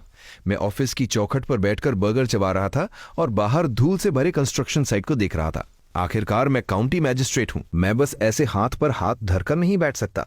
मैंने सोचना शुरू किया, एक मॉडर्न इंसान होने के नाते मैं इस एंशिएंट और पिछड़े हुए शहर के लिए क्या कर सकता हूं। और जल्दी ही मुझे अपना नया प्रोजेक्ट मिल गया। हाइजीन, साफ सफाई। जैसे जैसे रेफ्यूजीज की तादाद बढ़ रही थी, शोफांग काउंटी की पॉपुलेशन डेंसिटी भी तेजी से बढ़ रही थी और जहां बहुत सारे लोग हों वहां हाइजीन सबसे बड़ी प्रॉब्लम बन जाती है। हालांकि मैंने पहले ही वांग गेनशंग को ऑर्डर देकर बहुत सारे पब्लिक टॉयलेट्स बनवा दिए थे, जिससे खुले में शौच की प्रॉब्लम सॉल्व हो गई थी। लेकिन बाकी सब अभी भी बकवास था। घर का कचरा सकों पर फेंका जा रहा था, गंदा पानी नालियों की जगह सकों पर बह रहा था और पूरे शहर में एक खट्टी और सड़ी हुई बदबू फैली रहती थी। मुझे घर से बाहर निकलते वक्त अपनी नाक बंद करनी पड़ती थी। ये नहीं चलेगा, मैंने फ्रॉम किया। इतनी गंदगी और सड़न रही तो बहुत जल्दी यहाँ कोई महामारी प्लेग फैल जाएगी। अगर ऐसा हुआ तो वर्ल्ड डोमिनेशन तो दूर की बात है, सबके सब यहीं मर जाएंगे। मैं नहीं चाहता कि मेरा बर्गर कल्ट का हेडक्वार्टर्स एक जायंट बायोहैजर्ड गार्बेज डंप बन जाए। बस फिर क्या था, ये करप्ट कैपिटलिस्ट मैजिस्ट्रेट अब नेशनल हाइजीन मूवमेंट कमेटी का डायरेक्टर बन गया। मैंने वांग गेनसंग और बाकी टीम लीडर्स को ऑफिस में बुलाया। आज हम एक बहुत ही सीरियस और इंपॉर्टेंट प्रॉब्लम डिस्कस करने वाले हैं। मैंने बहुत ही टेंस एक्सप्रेशन और भारी आवाज में कहा। वांग गेनशंग और बाकी सब तुरंत सीधे खड़े हो गए। उनका एक्सप्रेशन भी सीरियस हो गया। वो सब अपने मन में अंदाजा लगाने लगे। बॉस, आज कौन सा धरती हिला देने वाला स्ट्रैटेजी अनाउंस करने वाले हैं? क्या हम यूनजोंग काउंटी पर अटैक करने वाले हैं या फिर नॉर्थ के बारबेरियन से लड़ने जाने वाले हैं? ये प्रॉब्लम हम सबकी जान से जुड़ी है, ये शूफांग काउंटी के फ्यूचर से जुड़ी है।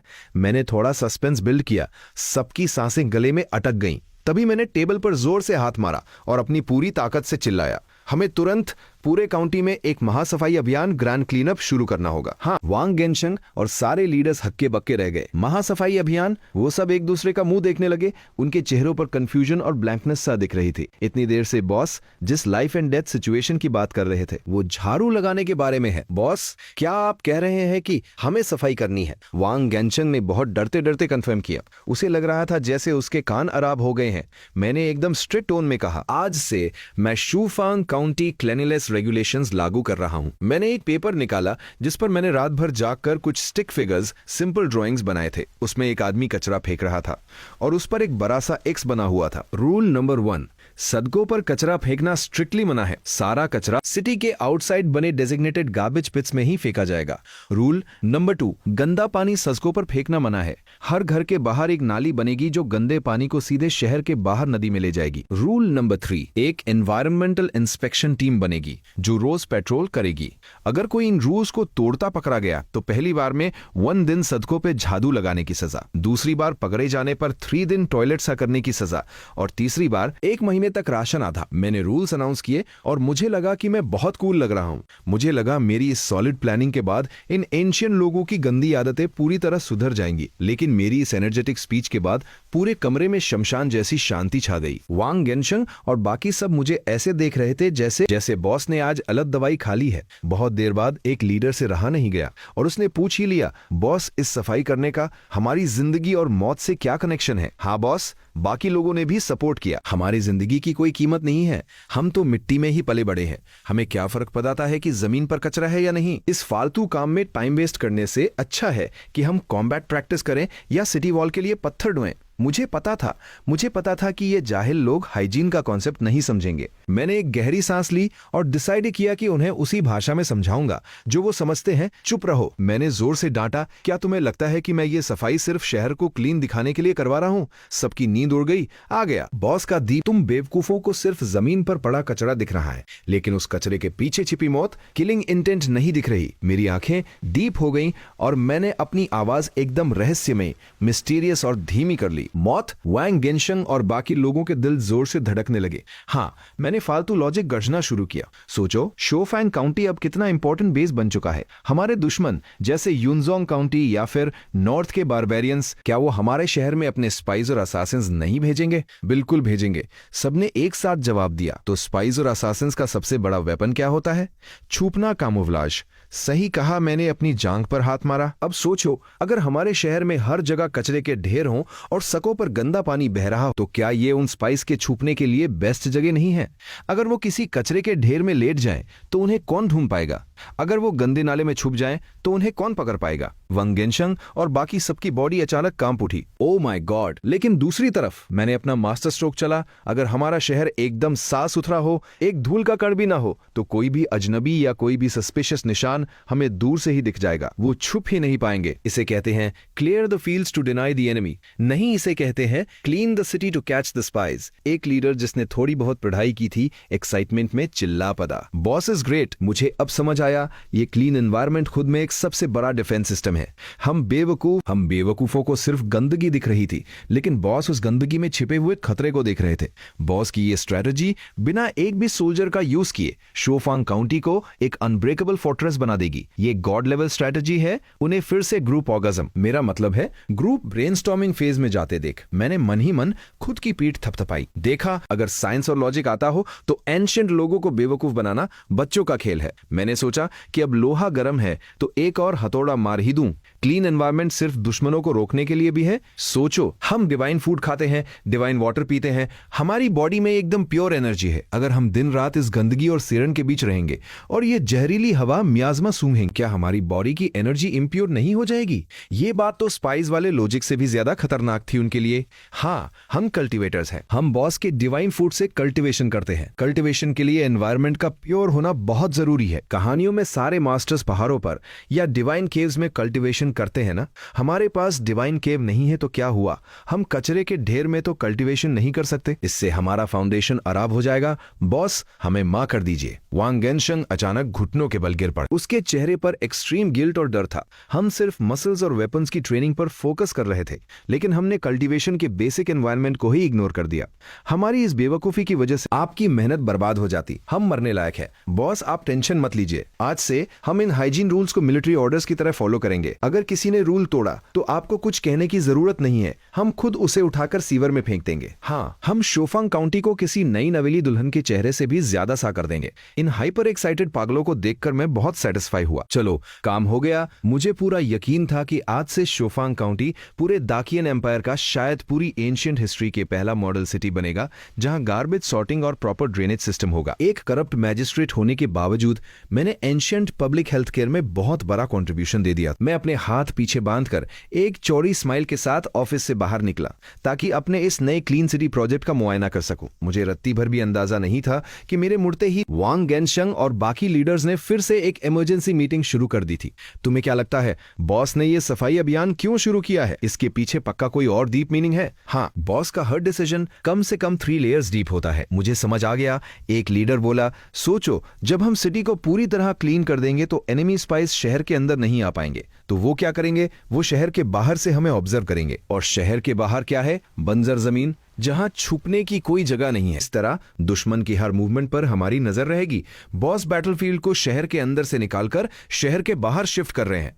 वो इनिशिएटिव अपने हाथ में ले रहे हैं। सिर्फ इतना ही नहीं, वांग गेनशंग की आंखें चमक रही थी। सोचो, हम डिवाइन फूड खाते हैं और साद एनवायरनमेंट में रहते हैं जिससे हमारी बॉडी फिट रहती है, लेकिन दुश्मन वो नॉर्मल खाना खाते हैं और गंदी जगहों पर रहते हैं। हम शहर को सार करेंगे, लेकिन बाहर गंदगी बढ़ेगी। हम हेल्दी होते जाएंगे और दुश्मन बीमार हो सकता है कि दुश्मन के स्पाइस अटैक करने से पहले ही बीमारी से मर जाए। इसे कहते हैं winning without fighting. O my God, boss ने तो दुश्मन की हेल्थ कंडीशन को भी वेपन बना लिया। बॉस का लेवल बहुत ऊपर है। ये सोचकर वो सब मेरी उस पतली सी पीठ को ऐसे देख रहे थे जैसे मैं कोई सुप्रीम बीइंग हूं। शोफांग काउंटी की तरफ जाने वाली उस टूटी फूटी और कच्ची सड़क पर 2 घोड़ों वाली एक ऑर्डिनरी दिखने वाली बग्घी कैरेज तेजी से बढ़ रही थी। सड़क इतनी अराब थी कि बग्घी बहुत बुरी तरह हिल रही थी, लेकिन बग्घी के अंदर हल्के पर्पल रंग के कपड़े पहने और चेहरे पर नकाब वेल लगाए एक लग्दी एकदम शांत बैठी थी। वो भले ही बैठी थी, लेकिन उसका पोस्चर एकदम स्ट्रेट था। बग्घी के झटकों का उस पर कोई असर नहीं हो रहा था। वो किसी चट्टान की तरह स्थिर थी। ये दाकियन एम्पायर की करंट एम्प्रेस ली फेंगी की इकलौती छोटी बहन थी, प्रिंसेस एन ली किंगजाओ। हालांकि अभी उसका भेष एक अमीर व्यापारी की बेटी का था जो घूमने निकली थी। उसके बगल में एक बहुत ही वेल बिल्ट और कोल्ड एक्सप्रेशन वाला आदमी बैठा था। देखने में वो एक गार्ड लीडर लग रहा था, लेकिन असल में वो रॉयल गार्ड्स का कमांडर चन किंगजी। प्रिंसेस चन किंगजी ने सम्मान के साथ कहा, यहाँ से शोफांग काउंटी का बॉर्डर सिर्फ 30 मील दूर है। ली किंगजाओ ने धीरे से अपनी आंखें खोली। उसके नकाब के पीछे से झांकती उसकी आंखें चांद की तरह ठंडी लेकिन तलवार की तरह तेज थीं। वहां की सिचुएशन कैसी है? उसकी आवाज बहुत सुरीली थी, लेकिन उसमें एक नेचुरल ऑथोरिटी थी। प्रिंसेस, हम शोफांग के जितना करीब आ रहे हैं, सिचुएशन उतनी ही वियर्ड होती जा रही है। चन किंगजी के माथे पर सिलवटें बढ़ गईं। रास्ते में हमें कई रेफ्यूजीज के ग्रुप्स मिले, लेकिन वो सब साउथ जहां सेफ्टी है जाने के बजाय नॉर्थ की तरफ शोफंग काउंटी की तरफ जा रहे थे। ली किंगजाओ को इंटरेस्ट आने लगा, वो शोफंग क्यों जा रहे हैं। मैंने अपने स्पाइस से पता करवाया था, रेफ्यूजीज कह रहे हैं कि शोफंग काउंटी का नया मैजिस्ट्रेट कोई जिंदा भगवान है। वो ना सिर्फ रेफ्यूजीज को शेल्टर दे रहा है बल्कि उन्हें भरपेट खाना भी खिला रहा है, वो भी व्हाइट फ्लावर स्टीम्ड बंस, बर्गर बंस और मीट। चेन किंग जी को खुद अपनी बात पर हंसी आ रही थी। व्हाइट फ्लावर बंस और मीट, वो भी अनलिमिटेड। इस अकाल फैमिन के टाइम में कैपिटल सिटी के अमीर लोग भी इतना लग्जूरियस खाना ऑर्डर नहीं कर सकते। एक बंजर काउंटी में ये कैसे पॉसिबल है। जिंदा भगवान, व्हाइट बंस और मीट। ली किंगजाओ के होठों पर एक ठंडी स्माइल आ गई। लगता है इस मैजिस्ट्रेट को लोगों को खरीदना बहुत अच्छे से आता है। प्रिंसेस, ये पूरी सिचुएशन सस्पिशियस है। एक गरीब काउंटी इतने सारे रेफ्यूजीज को कैसे खिला सकता है, और वो 3000 डेमोनिक सोल्जर्स कहां से आ गए। मुझे डर है कि इस मैजिस्ट्रेट के पीछे कोई बहुत बड़ी एनिमी पावर है, शायद नॉर्थ के बारबेरियंस। वो रेफ्यूजीज को खिला पिलाकर अपनी प्राइवेट आर्मी बना रहे हैं ताकि वार के टाइम वो अंदर से अटैक कर सके। चेन किंगजी ने अपना डर सामने रखा। कैपिटल में भी ज्यादातर मिनिस्टर्स का यही मानना था। ली किंगजाओ ने कोई जवाब नहीं दिया। उसने बग्घी का पर्दा हटाया और बाहर देखने लगी। वो जितना नॉर्थ की तरफ जा रहे थे, नजारा उतना ही खौफनाक होता जा रहा था। जमीन फटी हुई थी, गांव खाली तदे थे, जो थोड़े बहुत लोग बचे थे वो हड्डियों का ढांचा बन चुके थे और उनकी आंखों में कोई उम्मीद नहीं थी। ये दाकियन एम्पायर की रियलिटी थी। हेल, नर्क। अगर इस नरक में अचानक कोई ऐसी जगह बन जाए जहां लोगों को भरपेट खाना मिले, तो रेफ्यूजीज आग में कूदने वाले कीड़ों की तरह वहां भागेंगे ही। चाहे वो भगवान हो या शैतान लॉयल हो या ट्रेटर, हम खुद अपनी आंखों से देखेंगे। ली किंगजाओ ने पर्दा गिरा दिया। उसकी आवाज फिर से एकदम ठंडी हो गई। सबको ऑर्डर दो, शहर में घुसने के बाद कोई भी अपनी असली आइडेंटिटी नहीं बताएगा। सब मेरी इंस्ट्रक्शंस फॉलो करेंगे। चेन चिंग जी, तुम कुछ गार्ड्स लेकर मेरे साथ नॉर्मल गार्ड्स की तरह चलोगे। बाकी पूरी फोर्स शहर से 10 मील दूर कैंप लगाएगी। मेरे ऑर्डर के बिना कोई भी शहर के पास नहीं आएगा। Yes princess. बग्घी आगे बढ़ती रही और जल्दी ही क्षितिज होराइजन पर एक शहर का आउटलाइन दिखने लगा। वो शोफैंग काउंटी था। वो जितना करीब आ रहे थे, ली किंगजाओ और चेन चिंगजी उतने ही ज्यादा हैरान होते जा रहे थे। उन्होंने क्या देखा? उन्होंने देखा कि उस टूटे फूटे शहर के बाहर हजारों लोग, जिनके कपड़े फटे हुए थे लेकिन वो एनर्जी से भरे हुए थे, पागलों की तरह कंस्ट्रक्शन का काम कर रहे थे। कुछ लोग सिटी वॉल को ऊंचा और मोटा कर रहे थे। वो वॉल इतनी बड़ी बन रही थी कि कैपिटल सिटी के लेवल को टक्कर दे रही थी। कुछ लोग शहर के बाहर बहुत गहरी और चौड़ी खाई खोद रहे थे, जो साफ साफ डिफेंस ट्रेंच मोट लग रही थी। और दूर कुछ लोग जमीन लेवल कर रहे थे और रोड्स बना रहे थे। हजारों लोग एक साथ काम कर रहे थे, लेकिन कहीं कोई केओस या कंफ्यूजन नहीं था। सब कुछ एक परफेक्ट सिस्टम की तरह काम कर रहा था। क्या ये कोई ऐसा बॉर्डर टाउन लग रहा है जो अभी अभी अकाल और बैंडिट्स के अटैक से बर्बाद हुआ है? ये तो एक टेरिफाइंग मिलिट्री फोर्ट्रेस बन रहा है। चेन चिंगजी की आंखें फटी की फटी रह गईं। इतने बड़े कंस्ट्रक्शन प्रोजेक्ट के लिए कितना सारा पैसा और राशन चाहिए, और ये मजदूर, ये लोग भूखे मरने वाले रेफ्यूजीज कहां से लग रहे हैं? ली किंगजाओ का एक्सप्रेशन भी बहुत सीरियस हो गया। वो उन मजदूरों की बॉडी देख रही थी। उनके कपड़े फटे हुए थे, लेकिन उनकी मसल्स एकदम सॉलिड थीं और उनके चेहरों पर एक हेल्दी लाल चमक थी। वो लोग सैकड़ों किलो के भारी पत्थर उठा रहे थे, लेकिन ऐसे भाग रहे थे जैसे उनके हाथों में रुई हो। इतनी फिजिकल स्ट्रेंथ तो कैपिटल सिटी के रॉयल गार्ड्स के पास भी नहीं है। क्या यही वो 3000 डेमोनिक सोल्जर्स हैं? उसके दिमाग में, ली किंगजाओ के दिमाग में, वो 4 शब्द फिर से गूंजने लगे। 3000 डेमोनिक सोल्जर्स। लगता है उस सीक्रेट लेटर में कोई एग्जैजरेशन नहीं था, बल्कि उन्होंने सच्चाई को कम करके बताया था। जैसे ही उनकी बग्घी शहर के दरवाजे के पास पहुंची, एक और अजीब नजारा देखने को मिला। एक लंबी और जोरदार सीटी की आवाज गूंजी, और वो सीटी बजते ही उन हजारों मजदूरों ने तुरंत अपने औजार जमीन पर रख दिए और किसी ट्रेन्ड आर्मी की तरह कुछ ही सेकंड्स में शहर के दरवाजे के सामने एक परफेक्ट लाइन में खड़े हो गए। उसके तुरंत बाद शहर के अंदर से कुछ वुडन कार्ट्स बाहर धकेल कर लाई गईं। उन कार्ट्स पर ऑयली पेपर में लिपटे हुए बहुत सारे पैकेट्स रखे थे और साथ में काले रंग के लिक्विड से भरी अजीब सी बोतलें भी थी। भुने हुए मीट और ब्रेड की एक बहुत ही स्ट्रांग और डिलिशियस खुशबू हवा में फैल गई। ली किंगजाओ और चेन चिंगजी भी उस खुशबू को सूंघकर अपनी नाक सिकोड़ने से खुद को रोक नहीं पाए। फिर उन्होंने देखा कि हर एक मजदूर ने एक पैकेट और एक काली बोतल ली और वहीं जमीन पर बैठकर जानवरों की तरह उसे खाना शुरू कर दिया। ली किंगजाओ की नजरें एक भारी भरकम मजदूर पर टिक गईं, जो उनसे ज्यादा दूर नहीं था। उसने देखा कि उस मजदूर ने वो पेपर पैकेट सिर्फ 2-3 बाइट्स में ही एतम कर दिया और फिर वो भाग कर गया और दूसरा पैकेट लिया, फिर तीसरा। उस आदमी ने पूरे 5 व्हाइट फ्लोर एंड मीट वाले वो पैकेट्स खाए और 2 बोतल काला पानी पिया। तब जाके उसने एक डकार ली और अपना पेट सहलाया। चेन चिंगजी का मुंह इतना खुल चुका था कि उसमें एक अंडा समा जाए। 5 बड़े मीट बंस और 2 बोतल पानी। प्रिंसेस, वो हकलाते हुए बोला, आर्मी का सबसे बड़ा पेटू सोल्जर भी एक बार में इतना नहीं खा सकता, और वो भी अनलिमिटेड सप्लाई। ये सब मेरे समझ के बाहर है, ये इम्पॉसिबल है। ली किंगजाओ का दिल भी डूबने लगा था। उसने बचपन से ढेरों किताबें पढ़ी थीं, लेकिन उसने आज तक ऐसे किसी खाने के बारे में नहीं पढ़ा था जो किसी नॉर्मल इंसान को इतनी डरावनी भूख और ताकत दे सके। ये लिन्युआन कौन है और इसका ये खाना कहां से आता है? हम शहर के अंदर जाएंगे, ली किंगजाओ ने अपना शौक छुपाते हुए भारी आवाज में कहा। बग्गी धीरे धीरे शहर के दरवाजे की तरफ बढ़ी। दरवाजे पर खड़े गार्ड्स ने उन्हें रोक लिया। ये गार्ड्स भी बहुत मजबूत थे और उनकी आंखें बहुत तेज थी। उन्होंने सस्ते लेदर आर्मर पहने हुए थे, लेकिन उनके अंदर मौत से न डरने वाला जो ऑरा था। उसने चेन किंगजी जैसे रॉयल गार्ड कमांडर को भी हल्का सा प्रेशर फील करवा दिया। कौन हो तुम? कहां से आए हो और कहां जा रहे हो? एक गार्ड ने बिना किसी इमोशन के पूछा। ऑफिसर, हम साउथ से आए व्यापारी है। हम यहाँ आराम करने और कुछ सामान खरीदने आए हैं। बग्गी चला रहे एक रिटायर्ड रॉयल गार्ड ने झूठी मुस्कान के साथ कहा और चुपके से चांदी का एक छोटा सा टुकड़ा गार्ड की तरफ बढ़ाया। उस गार्ड ने चांदी की तरफ देखा तक नहीं। उसने एकदम रूखी आवाज में कहा, अंदर जा सकते हो, लेकिन शोफांग काउंटी के रूल्स फॉलो करने होंगे। ये कहते हुए उसने दीवार पर चिपके एक नोटिस की तरफ इशारा किया। ये वही शोफांग काउंटी क्लीनलीनेस रेगुलेशंस था जिसे मैंने लागू किया था। कचरा फेंका तो सड़कों पर झाड़ू लगानी पड़ेगी, थूका तो टॉयलेट सा करना पड़ेगा। शहर के अंदर हर मूवमेंट की रिपोर्ट ग्रिड मैनेजर को देनी होगी। अगर रूल्स तोड़े तो रिजल्ट तुम खुद भुगतोगे। गार्ड ने एक एक वर्ड क्लियर करते हुए कहा। चन चिंगजी को कुछ समझ नहीं आ रहा था। कचरा, टॉयलेट, ग्रिड मैनेजर, ये क्या बकवास रूल्स हैं? उसे गुस्सा आ रहा था, लेकिन ली किंगजाओ ने अपनी आंखों से उसे शांत रहने का इशारा किया। हम रूल्स याद रखेंगे, ली किंगजाओ ने कामली कहा। गार्ड ने हाथ हिलाकर उन्हें अंदर जाने दिया। बग्गी शहर के अंदर दाखिल हुई और शहर के अंदर का नजारा देखकर वो दोनों एक बार फिर शॉक्ड रह गए।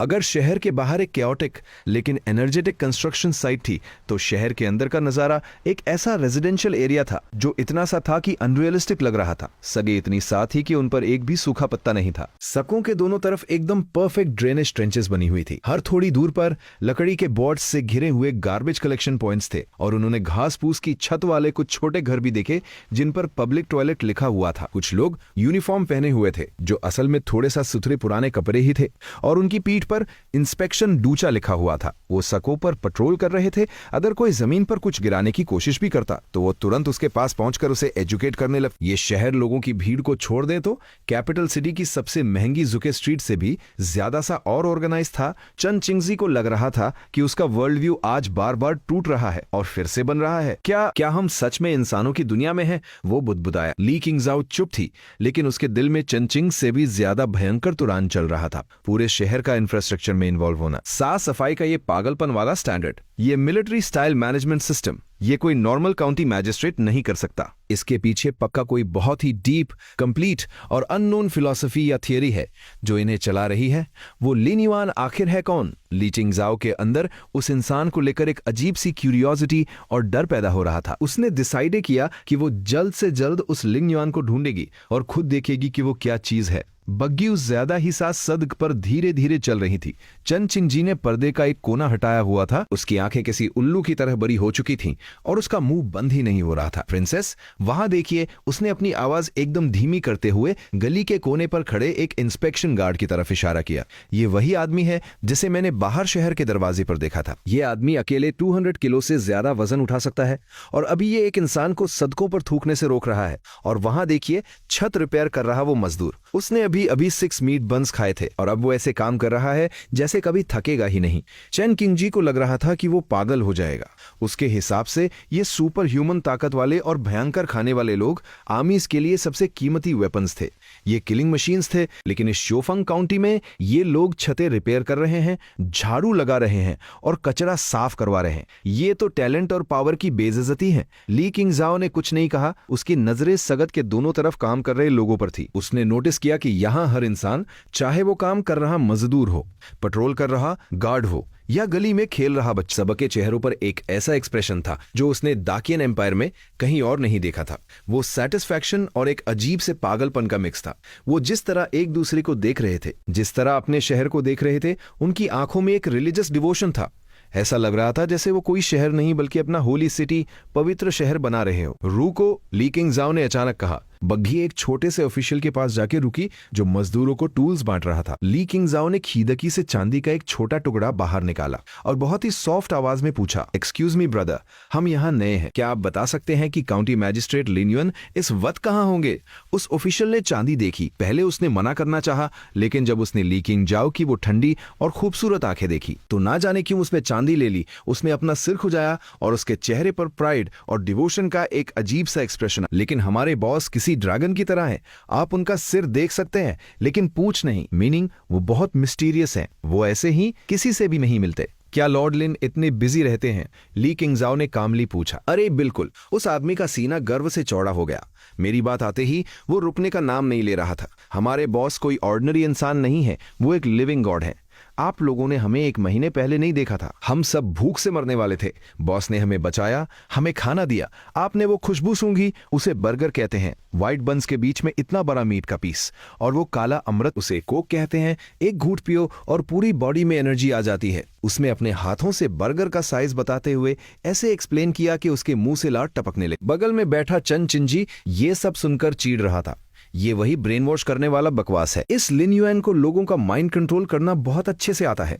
लेकिन ली किंगजाओ ने कुछ और ही नोटिस किया। उसने पूछा, तो ब्रदर, क्या आप लोगों को ये बर्गर्स रोज खाने को मिलते हैं? बिल्कुल, दिन में 3 बार, अनलिमिटेड। बस आपको बॉस के लिए काम करना होगा और आप जितना चाहो खा सकते हो। वो ऑफिशियल ऐसे बोल रहा था जैसे ये दुनिया का यूनिवर्सल रूल हो। हमारे बॉस कहते हैं जो काम करेगा वही खाएगा। इसे क्या कहते हैं? हाँ, डिस्ट्रीब्यूशन अकॉर्डिंग टू वर्क, काम के हिसाब से बांटन। Distribution according to work. Li Qingzhao ने ये नया फ्रेज अपने दिमाग में नोट कर लिया। तो क्या आप लोग रोज बहुत थक जाते हैं? क्या लॉर्ड लिन आप पर बहुत स्ट्रिक्ट है? उसने अपना इंटरोगेशन कंटिन्यू रखा। इस सवाल ने तो जैसे उस ऑफिशियल के इमोशंस का बांध तोड़ दिया। थकते हैं, बिल्कुल थकते हैं। हम रोज 12 सेशन 24 आवर्स काम करते हैं, लेकिन बॉस बहुत दयालु हैं।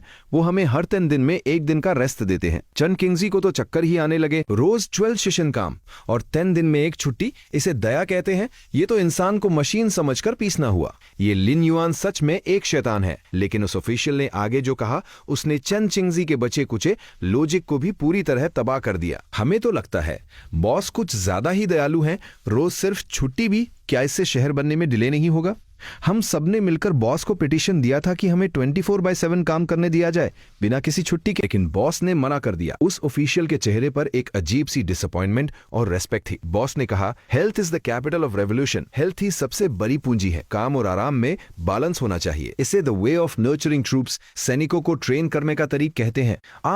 बॉस की सोच इतनी हाई लेवल की है कि हम नॉर्मल लोग उसे समझ ही नहीं सकते। चन किंगजी और ली किंगजाओ दोनों बग्गी के अंदर पूरी तरह स्पीचलेस थे। उनका दिमाग काम करना बंद कर चुका था। कुछ मजदूर अपने बॉस से भीख मांग रहे हैं कि उन्हें 24/7 काम करने दिया जाए और बॉस उन्हें मना कर रहा है, ये बोलकर कि ये सोल्जर्स को ट्रेन करने का तरीका है। ये लोग किस दुनिया से आए हैं और वो लिन युएन आखिर है कौन?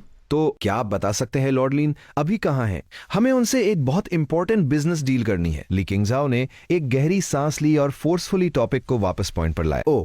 इस वट बॉस पक्का काउंटी ऑफिस में होंगे। उस ऑफिशियल ने गली के एंड की तरफ पॉइंट किया। इस सक पर सीधे जाइए, जो सबसे बड़ा और सबसे इंप्रेसिव घर दिखेगा वही काउंटी ऑफिस है। लेकिन मैं एक एडवाइस दूंगा, बॉस को चालाक और धोखेबाज मर्चेंट्स बिल्कुल पसंद नहीं है, तो बात संभल कर कीजिएगा।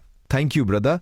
बग्गी फिर से आगे बढ़ी और काउंटी ऑफिस की तरफ जाने लगी। चेन चिंजी का चेहरा एकदम सीरियस हो चुका था।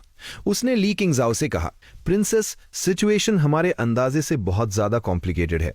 ये लिन युएन डराना और प्यार दिखाना दोनों बहुत अच्छे से जानता है। उसने खाने से इन रेफ्यूजीज को कंट्रोल किया है और फिर अपनी उस वियर्ड फिलॉसफी से इनका ब्रेन वॉश कर दिया है ताकि ये खुशी खुशी उसके लिए अपनी जान दे सके।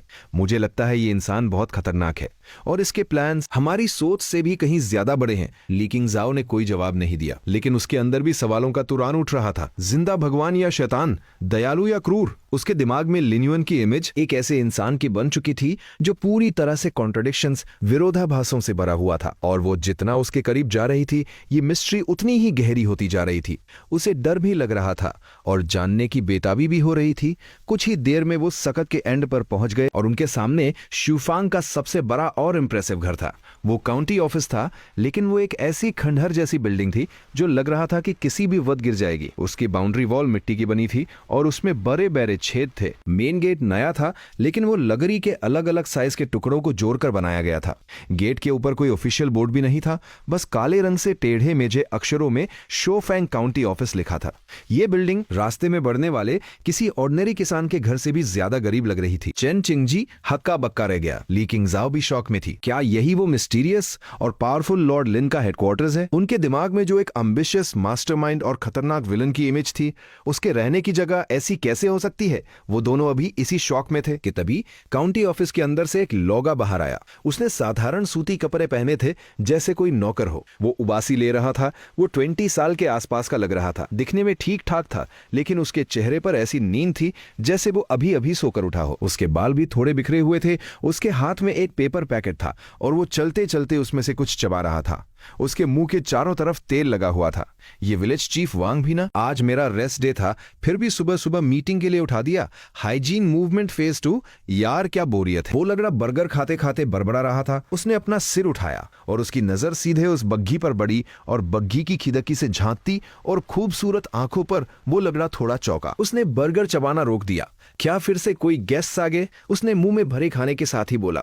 फिर उसने जल्दी जल्दी बाकी का बर्गर भी मुंह में ठूंस लिया, अपने ऑयली हाथों से अपना मुंह पोंछा और बग्घी की तरफ आ गया। आप लोग किससे मिलना चाहते हैं? इस लगे को देखकर जो उबासी ले रहा था, जिसके मुंह पर तेल लगा था और जो ठीक से बोल भी नहीं पा रहा था। चेन चिंगजी का माथा ठनक गया। उसे इस लगे के अंदर किसी मास्टर वाली एनर्जी फील नहीं हो रही थी, ना ही इसके अंदर कोई ऑफिशियल एटीट्यूड था। ये तो पड़ोस के किसी आलसी लड़के जैसा लग रहा था।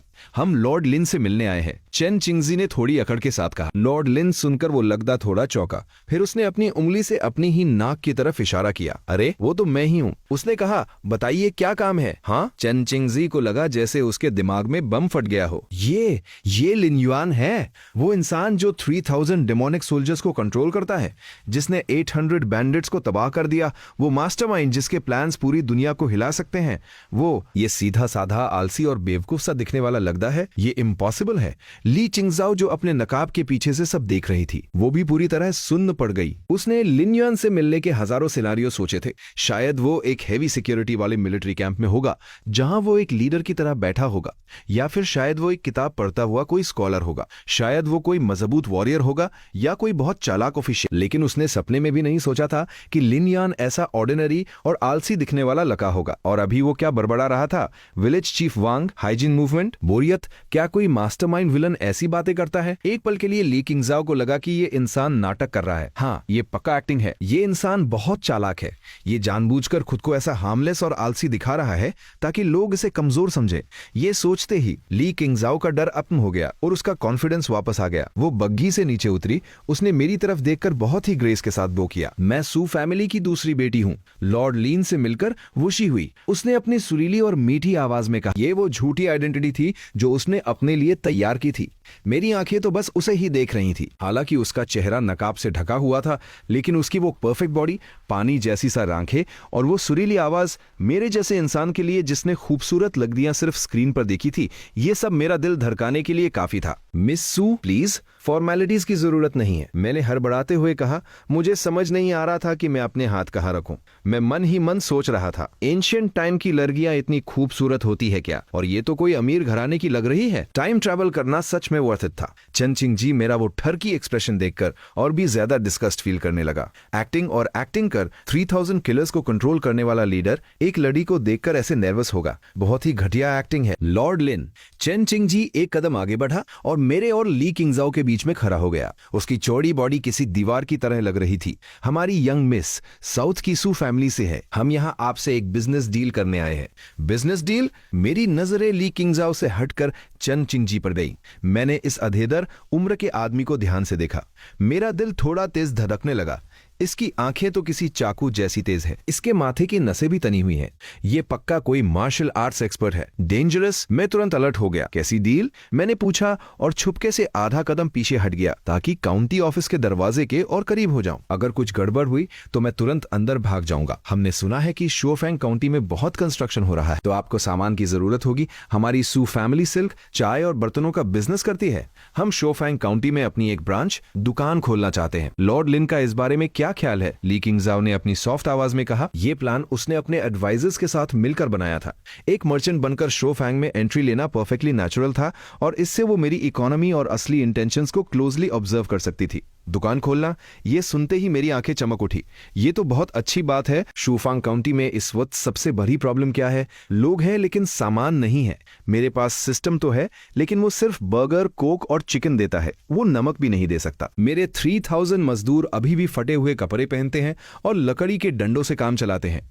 मैं इतने दिनों से सोच रहा था कि ब्लैक विंड स्ट्रॉन्गहोल्ड से लूटे हुए सोने चांदी को यूजफुल सामान में कैसे बदलूं, और अब ये व्यापारी खुद चलकर मेरे पास आ गए। वेलकम, बिल्कुल वेलकम। मेरे चेहरे पर तुरंत एक बहुत ही वार्म और वेलकमिंग स्माइल आ गई। शोफांग काउंटी हर इन्वेस्टर का वेलकम करता है। दुकान खोलने में कोई प्रॉब्लम नहीं है, मैं अभी परमिशन देता हूं। मेरे दिमाग में कैलकुलेशन चल रही थी। ग्रेट, अब मैं अपने सोने से कपड़े, लोहे के टूल्स और नमक खरीद सकता हूं और इनसे टैक्स भी वसूल करूंगा। ये तो मेरी मैजिस्ट्रेट लाइफ की पहली फॉरेन डायरेक्ट इन्वेस्टमेंट FDI है।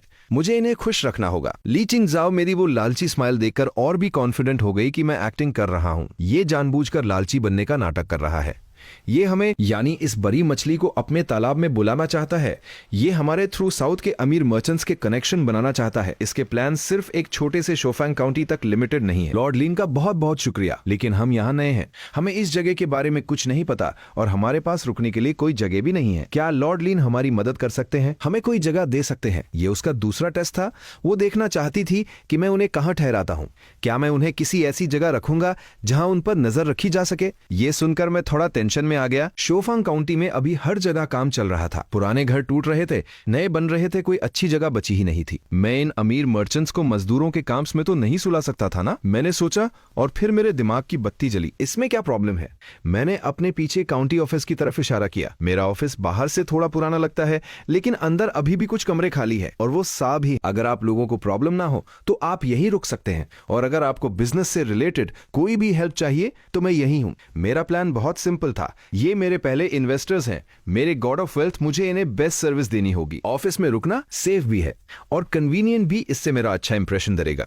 लेकिन मेरी इस बात को ली किंगजाओ और चेन चिंगजी ने बिल्कुल अलग तरीके से लिया। काउंटी ऑफिस में रुकना सीधा काउंटी मैजिस्ट्रेट के घर में। चेन किंगजी का पहला थॉट था खतरा, ये ट्रप है, ये प्रिंसेस को सीधा अपने कंट्रोल में रखना चाहता है। लेकिन ली किंगजाओ कुछ और ही सोच रही थी। उसने मेरी भोली आंखों में देखा और मन ही मन हंसी। अच्छा, तो तुम मुझे अपने जाल में फंसाना चाहते हो, तुम मुझे अपने सबसे करीब रखना चाहते हो ताकि तुम मुझ पर नजर रख सको। क्या वो दिन रात मुझ पर नजर रखना चाहता है और मेरे सीक्रेट्स ढूंढना चाहता है, या फिर उसे खुद पर इतना कॉन्फिडेंस है कि वो मुझे अपने बगल में रखकर ये साबित करना चाहता है कि मैं उसका कुछ नहीं बिगाड़ सकती? या शायद उसे मेरी असली आइडेंटिटी पता चल गई है और वो मुझे चैलेंज कर रहा है। एक ही पल में ली किंगजाओ के दिमाग में हजारों थ्योरीज आ गईं। उसे रियलाइज हुआ कि वो इस यंग मैन के दिमाग को बिल्कुल भी नहीं परख पा रही है। उसके हर एक नॉर्मल एक्शन के पीछे ना जाने कितनी लेयर्स छिपी थी। उससे डील करना ऐसा था जैसे किसी गॉड लेवल चेस प्लेयर के साथ चेस खेलना, जहां आप कभी नहीं समझ सकते कि उसकी अगली चाल क्या होगी। क्या हुआ? जगह बहुत बेकार लगी क्या? मुझे लगा कि वो दोनों शांत इसलिए हो गए क्योंकि उन्हें मेरा ऑफिस गरीब लग रहा है। मैंने अपना सिर खुजाया। हाँ, थोड़ा गरीब तो है। अगर आपको प्रॉब्लम है तो मैं विलेज चीफ वांग को बोलता हूँ कि वो सिटी में कोई अच्छा सा घर खाली करवा दे। नहीं, कोई प्रॉब्लम नहीं है। ली किंगजाओ तुरंत रियलिटी में वापस आई और जल्दी से बोली, लॉर्ड लीन ने हमें पनाह दी, ये हमारे लिए बहुत बड़ी बात है, हम यहीं रुकेंगे। उसने डिसीडे कर लिया था, तुम मुझे अपने करीब रखना चाहते हो ना? ठीक है, मैं भी यही चाहती हूँ। मैं भी देखना चाहती हूँ कि तुम इस ग्रेट डीमन किंग के चेहरे के पीछे क्या छुपा रहे हो। चलिए फिर मैं आप लोगों को रास्ता दिखाता हूँ। मैं उसी से पीछे मुड़ा और उन्हें अंदर ले जाने लगा। ज्यादा फॉर्मेलिटी की जरूरत नहीं है, इसे अपना ही घर समझिए। अरे हाँ, आपने सुबह से कुछ खाया है? बर्गर ट्राई करना चाहेंगे? मैं बता रहा हूँ, ये बहुत टेस्टी होता है। इसका मीट पैटी बहुत बड़ा और थिक होता है। मेरी वो ओवर एंथुजियास्टिक और वेलकमिंग स्माइल देखकर चेन चिंगजी ने चुपके से अपनी तलवार की मूठ पकड़ ली। प्रिंसेस, ये इंसान बहुत वियर्ड है, हमें सतर्क रहना चाहिए। चेन किंगजी ने धीमी आवाज में वार्निंग दी। ली किंगजाओ ने, लेकिन उसकी आंखों में एक ऐसी तेज चमक थी जो पहले कभी नहीं दिखी थी। मैं खुद इस इंसान का असली चेहरा सामने लाऊंगी। मैंने ली किंगजाओ और चेन चिंगजी को ऑफिस के पीछे वाले कोर्टयार्ड आंगन में ठहराया। वहां सच में कुछ खाली कमरे थे। वो ब्रिक इंटों के बने थे और मेरी उस खंडहर जैसी मेन बिल्डिंग से तो बहुत अच्छे कंडीशन में थे। आप दोनों इन 2 कमरों में रुक सकते हैं। मैंने अगल बगल के 2 कमरों की तरफ इशारा किया। जगह थोड़ी सिंपल है लेकिन साफ है। बेड सीट्स और ब्लैंकेट्स सब नए हैं, अभी 2 दिन पहले ही लूट में से निकाले हैं। मैं बात करते करते अपने दिमाग में प्लानिंग भी कर रहा था। ये मेरे गोल्डन इन्वेस्टर्स हैं, मुझे इन्हें बेस्ट ट्रीटमेंट देना होगा। जब ये सेटल हो जाएंगे तो मैं वांग गेनशंग से बोलकर कुछ अच्छी औरतें भिजवाऊंगा इनकी सर्विस के लिए, और हाँ, किचन में बोलकर इनके लिए स्पेशल खाना भी बनवाना पड़ेगा। ओ वेट, मेरे पास किचन तो है ही नहीं, यहाँ तो सब बर्गर्स खाते हैं। ये सोचते ही मुझे थोड़ी शर्मिंदगी फील हुई। मैं अपने विप गेस्ट को रोज बर्गर्स तो नहीं खिला सकता। मुझे तो बर्गर्स पसंद है, लेकिन ये साउथ की एक अमीर घराने की लग रही है, इसे ये फास्ट फूड कहाँ पसंद आएगा। अहम मिस सू, मैंने थोड़ा एम्बेरस होते हुए हाथ मले। मेरे यहाँ फैसिलिटीज थोड़ी लिमिटेड है। खाने पीने के मामले में यहाँ सिर्फ बर्गर नाम का मीट ब्रेड मिलता है और कोक नाम का मीठा पानी। अगर आप लोगों को ये पसंद ना आए तो मैं किसी को भेजकर शहर से थोड़े चावल, सब्जियां और नॉर्मल खाना मंगवा सकता हूं। मुझे लगा कि मैं एक बहुत ही कंसिडरेट और पोलाइट होस्ट हूं, लेकिन ली किंगजाओ के दिमाग में कुछ और ही चल रहा था। बर्गर्स और कोक, ये वही डिवाइन फूड है जिसने नॉर्मल रेफ्यूजीज को सुपर ह्यूमन डिमोनिक सोल्जर्स में बदल दिया है, और ये इंसान वो मुझे इतनी आसानी से ऑफर कर रहा है। ये चाहता क्या है? ली किंगजाओ के दिमाग में खतरे की घंटी बजने लगी। उसने तुरंत कई पॉसिबिलिटी सोची। वन, हो सकता है इस खाने में कोई ड्रग हो। अगर हम इसे लगातार खाएंगे तो ये हमारे माइंड को कंट्रोल कर लेगा और हम भी इसके लॉयल स्लेव्स बन जाएंगे। ये हमें ट्रैप करने की कोशिश कर रहा है। 2, ये हमें टेस्ट कर रहा है। ये देखना चाहता है कि इस डिवाइन फूड को देखकर हमारा रिएक्शन क्या होता है। अगर हम लालच या डर दिखाएंगे तो हमारी असली आइडेंटिटी रिवील हो जाएगी। 3, ये शो ऑफ कर रहा है कि इसके पास इस डिवाइन फूड की अनलिमिटेड सप्लाई है, ताकि हम डर जाएं और इसके खिलाफ कोई प्लान ना बनाएं, चाहे जो भी रीजन हो। ये बात क्लियर है कि लिन युआन का दिमाग बहुत खतरनाक लेवल पर काम करता है। लॉर्ड लीन का बहुत शुक्रिया। ली किंगजाओ ने अपनी सारी इमोशंस छुपा ली और एक परफेक्ट स्माइल के साथ कहा, हम जिस जगह जाते हैं वहीं के रूल्स फॉलो करते हैं। लॉर्ड लीन जो खाते हैं हम भी वही खाएंगे, और मुझे भी इस बर्गर और कोक को ट्राई करने की बहुत क्यूरियोसिटी है। उसने डिसाइड किया कि वो मेरा ही गेम खेलेगी। तुम चाहते हो कि मैं वो खाऊं? ठीक है, मैं भी देखना चाहती हूं कि तुम्हारे इस डिवाइन फूड में ऐसा क्या सीक्रेट छुपा है। हा, ग्रेट मिस सू बहुत स्ट्रेट फॉरवर्ड है। मैं ये सुनकर खुश हो गया। मुझे नखरे वाले मेहमान बिल्कुल पसंद नहीं है। अब मुझे अलग से खाना भी नहीं बनवाना पड़ेगा, तो आप लोग आराम से सेटल हो जाइए। मैं अभी आप लोगों के लिए खाना लेकर आता हूँ। इतना बोलकर मैं हवा की तरह वहां से भाग गया। मुझे सिस्टम इन्वेंटरी से 2 एकदम फ्रेश बर्गर्स और 2 चिल्ड कोक की बोतलें निकालनी है। First impression is the last impression. Hospitality top notch होनी चाहिए। मुझे ऐसे भागते हुए देखकर चन चिंगजी का चेहरा और भी ज्यादा डार्क हो गया। प्रिंसेस, ऐसा मत कीजिए, उसने बहुत टेंशन में कहा। ये खाना सस्पिशियस है, इसमें पक्का कोई ट्रप है। आपके जान बहुत कीमती है, आप ऐसे ही कुछ भी नहीं खा सकती। कोई बात नहीं। ली किंगजाओ ने हाथ हिला के उसे रोका और कमरे का दरवाजा खोला। कमरा सच में बहुत सा था। एक लकड़ी का बेड, एक टेबल, 2 कुर्सियां, बस इतना ही। कमांडर चेन, क्या आपको लगता है कि अगर इस खाने में कोई जहर होगा तो हम उसे डिटेक्ट नहीं कर पाएंगे? उसने कामली पूछा। चेन चिंजी थोड़ा रुका, फिर उसने कॉन्फिडेंस के साथ कहा, कोई नॉर्मल जहर मुझसे नहीं छुप सकता, लेकिन मुझे डर है कि कहीं इसमें कोई ऐसा रार पॉइजन ना हो जिसके बारे में हमने कभी सुना ही ना हो। तो अगर हम ये खाना मना कर देंगे तो ली युआन क्या सोचेगा? ली किंगजाओ ने पलटकर पूछा। चन चिंगजी के पास कोई जवाब नहीं था। हाँ, अगर हमने खाना मना किया तो इसका क्लियर मतलब होगा कि हम उस पर डाउट कर रहे हैं, और फिर हमारा शोफांग में अंडरकवर रहने का पूरा प्लान फेल हो जाएगा। प्रिंसेस इज वाइज, चेन किंगजी ने सिर झुकाया। अब वो प्रिंसेस की इंटेलिजेंस की और भी ज्यादा रिस्पेक्ट करने लगा था। लिन युआन हमसे जो करवाना चाहता है हमें वही करना होगा। ली किंगजाओ खीरकी से बाहर उस दिशा में देख रही थी जिधर मैं गया था। तभी ये कोई गलती करेगा, याद रखना कमांडर, अब से हम सिर्फ बंगरप्ट हो चुके साउथ के व्यापारी है, और लिन युआन ही हमारा इकलौता सहारा है। हमें उसका ट्रस्ट जीतने के लिए कुछ भी करना होगा। Understood princess? चेन किंगजी ने भारी आवाज में कहा। बहुत जल्दी मैं वापस आ गया।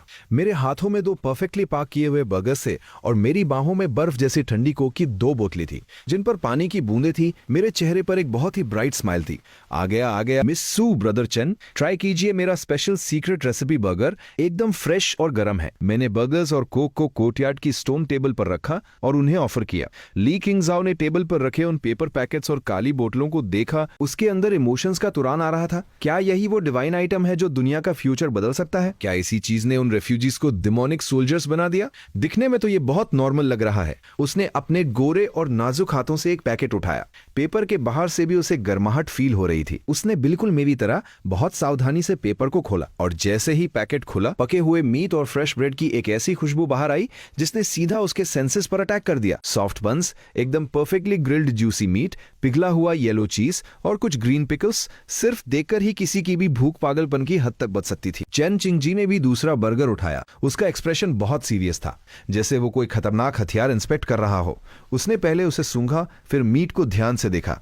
उसे कोई जहर या गड़बड़ नहीं दिखी। अरे शर्माइए मत, खाइए, मैंने उन्हें एनकरेज किया और मैंने भी अपने कपड़ों के अंदर से सिस्टम से एक और बर्गर निकाला और बहुत बड़ा बाइट लिया। मैं बता रहा हूं, इसे गरम गरम खाने में ही मजा है, ठंडा हो जाएगा तो टेस्ट खराब हो जाएगा। ली किंगजाओ मुझे ऐसे बेपरवाह होकर खाते देख रही थी। उसने एक गहरी सांस ली और डिसाइड कर लिया। उसने अपने चेहरे से नकाब वेल हटा दिया। मैं बर्गर चबा ही रहा था कि मेरी नजर उस पर पड़ी और मेरी पूरी बॉडी सुन्न हो गई। मेरे मुंह का खाना गले में ही अटक गया। मैंने क्या देखा? एक ऐसा चेहरा जिसकी भौहें दूर के पहाड़ों जैसी खूबसूरत थी और आंखें किसी शांत और गहरी झील की तरह थी। उसकी नाक एकदम परफेक्ट थी और उसकी स्किन बर्फ से भी ज्यादा सेद और क्लियर थी। ये एक ऐसी खूबसूरती थी जो इतनी प्योर और ठंडी थी कि इंसान की सांसें रोक दे। अगर मैंने अपनी मॉडर्न लाइफ में स्क्रीन्स पर जो लड़कियां देखी थी वो आर्टिफिशियल डायमंड्स थी, तो मेरे सामने खड़ी ये लड़की किसी बर्फीले पहाड़ की चोटी से निकाला गया एक फ्लॉलेस नेचुरल डायमंड थी। मुझे लगा जैसे मेरी हार्टबीट एक सेकंड के लिए रुक गई है, नहीं बहुत सारे सेकंड्स के लिए। ली चिंगजाओ ने मेरे उस डम्बस्ट्रक एक्सप्रेशन पर कोई ध्यान नहीं दिया। उसने बहुत ही ग्रेस के साथ एक छोटा सा बाइट लिया। Soft bread, salty juicy meat, creamy cheese और स्वीट एंड सावर सॉस, इतने सारे फ्लेवर्स जो उसने अपनी लाइफ में कभी एक्सपीरियंस नहीं किए थे, वो सब एक साथ उसके मुंह में एक्सप्लोड हो गए। उसकी वो ठंडी आंखें अचानक बड़ी हो गई। टास्टी, उसके दिमाग में सिर्फ यही एक वर्ड गूंज रहा था, इंपीरियल पैलेस रॉयल किचन के टॉप शेफ्स जो दुनिया भर के महंगे इंग्रेडिएंट्स डालकर खाना बनाते हैं। ये बर्गर उन सबसे भी ज्यादा टेस्टी है। ये सिंपल है लेकिन इसका टेस्ट इररेजिस्टिबल है। फिर उसने उस काली बोतल का ढक्कन खोला। एफएस, एक हल्की सी गैस की आवाज आई और बोतल से ठंडी भाप निकली। उसने मेरी तरह उसे पिया। वो चिल्ड, स्वीट और बबली लिक्विड उसके गले से नीचे उतरा और एक बहुत ही अजीब लेकिन मजेदार सेंसेशन उसके गले से होते हुए पेट तक गया।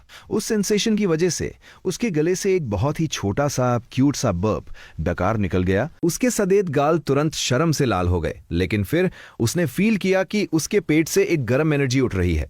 वो एनर्जी बहुत तेजी से उसकी पूरी बॉडी में फैलने लगी। लंबे जर की वजह से उसकी बॉडी में जो थकान थी वो एक सेकंड में गायब हो गई और उसकी बॉडी पावर से भर गई। वो पूरी तरह शॉक में थी। अब मुझे समझ आया कि वो मजदूर इस खाने के लिए इतने पागल क्यों हैं। ये सिर्फ टेस्टी नहीं है, ये सच में इंस्टेंटली स्टैमिना रिस्टोर करता है। ये इंसानों का खाना हो ही नहीं सकता। चेन चिंगजी ने भी अपने बर्गर का एक बड़ा बाइट लिया था और बाइट लेते ही उसके उस आइस क्यूब जैसे चेहरे पर भी दरारें आ गईं। एक वॉरियर होने के नाते उसकी बॉडी एनर्जी को ली किंगजाओ से कहीं ज्यादा बेटर फील कर सकती थी। वो सासा महसूस कर रहा था कि एक बहुत ही प्योर और हेवी एनर्जी उसके पेट से निकलकर उसकी मसल्स और ब्लड में जा रही है। ये एनर्जी उसकी बॉडी की थकावट को ऐसे खत्म कर रही थी जैसे दुनिया की सबसे महंगी जड़ी बूटी जिनसेंग भी नहीं कर सकती। वो खुद को कंट्रोल नहीं कर पाया और 2 to 3 बाइट्स में ही पूरा बर्गर खत्म कर दिया। फिर उसने कोक उठाई और आधी बोतल एक बार में ही गटक गई। PURRP, एक बहुत ही लाउड और जोरदार डकार उस रॉयल गार्ड कमांडर के मुंह से निकली जिसे वो रोक नहीं पाया। कोर्टयार्ड में अचानक एक बहुत ही वियर्ड साइलेंस छा गया। मैं उन दोनों को बेवकूफों की तरह घूर रहा था। मेरे दिमाग में चल रहा था, ये दरकी इतनी खूबसूरत कैसे हो सकती है और इसने अभी डकार ली।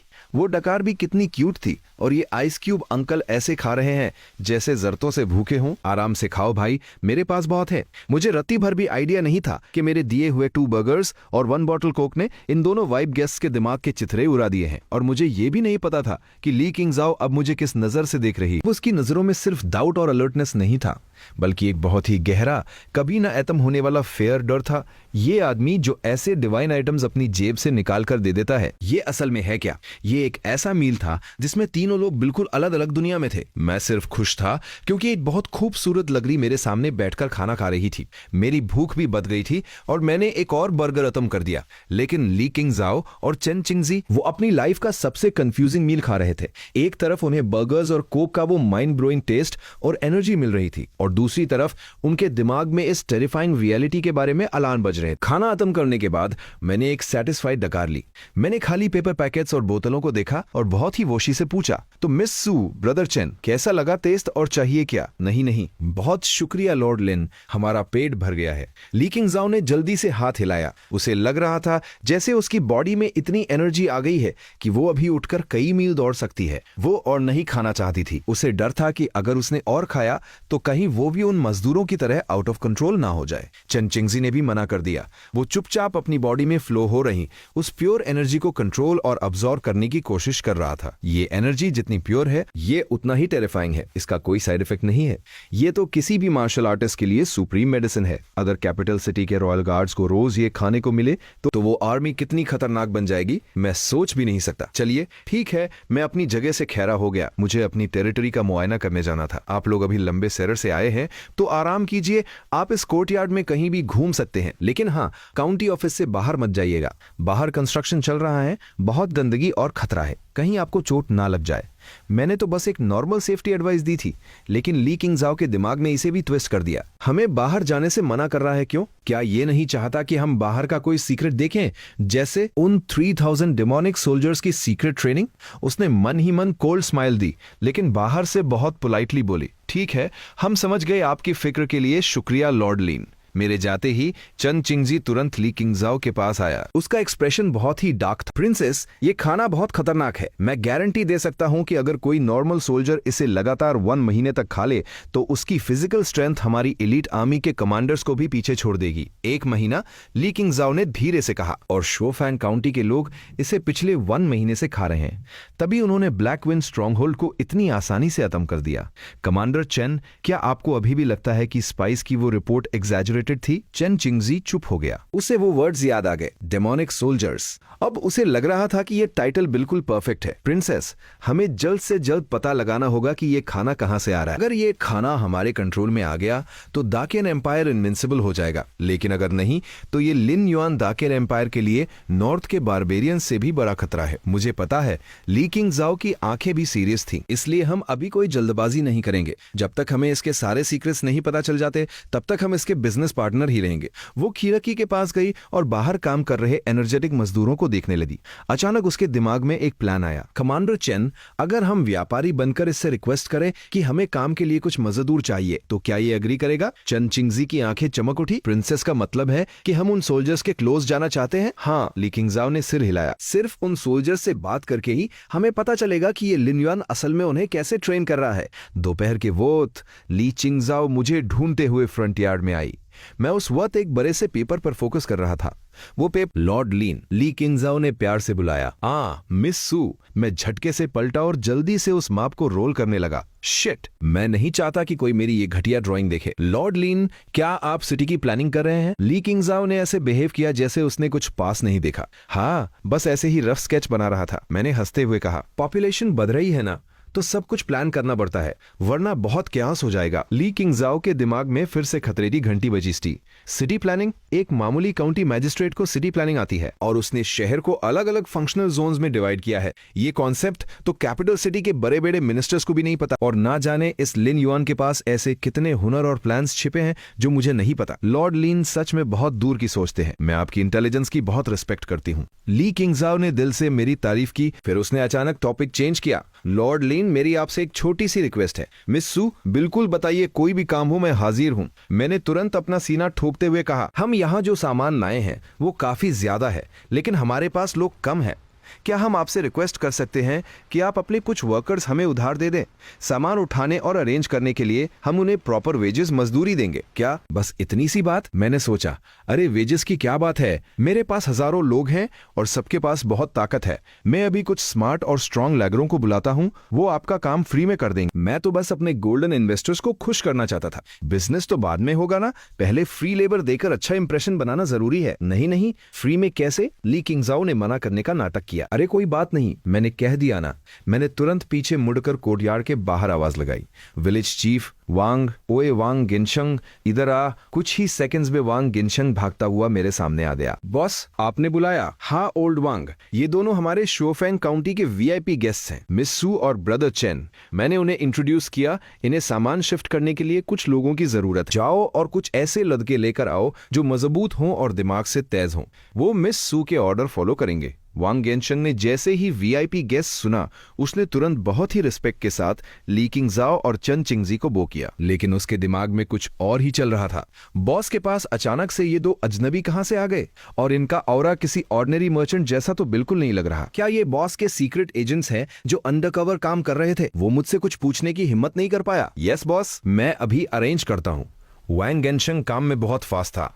थोड़ी ही देर में वो 5 ऐसे आदमियों को लेकर आया जो किसी जायंट भालू की तरह चौड़े थे और उनकी आंखें बहुत तेज से चमक रही थी। बॉस, ये 5 लड़के बटालियन के ओरिजिनल गार्ड स्क्वाड से है। ये सबसे ज्यादा मजबूत हैं और ऑर्डर भी परफेक्टली फॉलो करते हैं। अगर ये मिस सू के साथ रहेंगे तो सेफ्टी की 100% गारंटी है। वांग गेनशंग ने बहुत प्राइड के साथ उन्हें इंट्रोड्यूस किया। ली किंगजाओ और चन किंगजी वर्ड सुना, उनका दिल धक से रह गया। तो यही वो टेरिफाइंग सीक्रेट आर्मी है। ली किंगजाओ ने उन 5 जायंट्स को देखा। वो चुपचाप खड़े थे, लेकिन उनकी बॉडी से जो ब्लड थर्स्टी ऑरा निकल रहा था, वो किसी भी नॉर्मल इंसान को डराने के लिए काफी था। वो इमेजिन कर सकती थी कि ये 5 लोग बैटलफील्ड पर कितनी तबाही मचा सकते हैं। और इस लिन यॉन ने अपनी इस मोस्ट डेंजरस एलीट आर्मी के 5 सोल्जर्स को मुझे सामान उठाने के लिए दे दिया। क्या ये सच में मेरी हेल्प करना चाहता है, या फिर ये मुझे अपनी मसल पावर दिखाकर डराने की कोशिश कर रहा है? ली किंगजाओ का दिमाग फिर से ओवरहीट होने लगा। चलो ठीक है, तुम 5 लोग आज से मिस सू के साथ रहोगे, और याद रखना, मिस सू जो भी बोलेंगी तुम्हें वो करना है और उनकी सेफ्टी का पूरा ध्यान रखना है। समझ गए? मैंने उन 5 जायंट्स को स्ट्रिक्टली ऑर्डर दिया। यस बॉस, उन 5 ने एक साथ इतनी जोर से चिल्लाकर जवाब दिया कि मेरी रूह कांप गई। मैं डर के मारे एक कदम पीछे हट गया। अबे धीरे बोल लो, मेरे कान के पर्दे फाड़ोगे क्या? मैंने मन ही मन उन्हें गालियां दी। ली किंगजाओ ने मेरा ये डरने वाला रिएक्शन देखा। उसने बहुत ही ग्रेसफुली मुझे बॉ किया। थैंक यू लॉर्ड लिन। लेकिन मन ही मन वो सोच रही थी, क्या मास्टर स्ट्रोक है? मुझे प्रोटेक्ट करने के बहाने इसने अपने 5 डेडलीस्ट सोल्जर्स मुझ पर नजर रखने के लिए लगा दिए। ये लिन युआन सच में बहुत खतरनाक प्लेयर है। अगले कुछ दिनों तक किंगजाओ ने अपना सामान अरेंज करने के बहाने उन 5 बटालियन सोल्जर्स से बातचीत शुरू की। उसने नोटिस किया कि वो 5 लोग मेरे लिए किसी रिलीजन की तरह पागल थे। वो कुछ भी पूछती, उनके हर सेंटेंस में बॉस जरूर होता था। ब्रॉथ, रुपीज आप लोग रोज इतनी इंटेंस ट्रेनिंग करते हैं, क्या आप थकते नहीं हैं? बॉस के लिए जान देना हमारे लिए प्राउड की बात है। थकान क्या होती है? हमें तो अफसोस होता है कि हम बॉस के ग्रैंड मिशन के लिए और मेहनत क्यों नहीं कर पा रहे। तो क्या लॉर्ड लिन आपको पर्सनली ट्रेन करते हैं? बिल्कुल, बैटेलियन की हर ट्रेनिंग, चाहे वो फिजिकल हो या मेंटल, बॉस ने खुद बनाई है। बॉस कहते हैं कि ट्रेनिंग में बैलेंस होना चाहिए। जांग ची यूदू, और काम के साथ आराम भी जरूरी है। लाओ यी जे है, ये बॉस का अल्टीमेट ट्रेनिंग सीक्रेट है। बगल में खेरा चन चिंगजी ये सब सुनकर अंदर ही अंदर उबल रहा था। बैलेंस, काम के साथ आराम? मैंने अपनी आंखों से देखा है कि ये पागल लोग रेस्ट टाइम में एक दूसरे को तब तक मारते हैं जब तक वो अधमरे ना हो जाए। इसे रेस्ट कहते हैं। तो लॉर्ड लिन आप लोगों से क्या चाहते हैं? उनका अल्टीमेट गोल क्या है? ली किंगजाओ ने अपना सबसे इंपॉर्टेंट क्वेश्चन पूछा। एक सोल्जर का सीना गर्व से चौड़ा हो गया और उसकी आंखों में पागलपन चमकने लगा।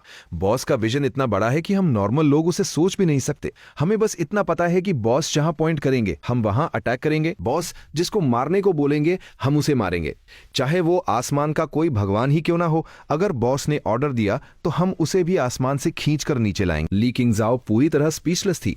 वो उन सोल्जर्स के चेहरों पर वो पागलपन वाला डिवोशन देख रही थी और उसके अंदर तक एक खौफनाक सिहरन दौड़ गई। उसे आखिरकार समझ आ गया कि लिन यान का सबसे टेरिफाइंग वेपन वो डिवाइन फूड नहीं था, ना ही वो 3000 डिमोनिक सोल्जर्स थे। लिन यान का असली वेपन उसका वो माइंड कंट्रोल सिस्टम था, जिसने हजारों लोगों को खुशी खुशी उसके लिए मरने को तैयार कर दिया था। मौत उनके लिए एक रिवॉर्ड बन चुकी थी। ये टेक्निक मिलिट्री स्ट्रेटेजी से बहुत ऊपर है।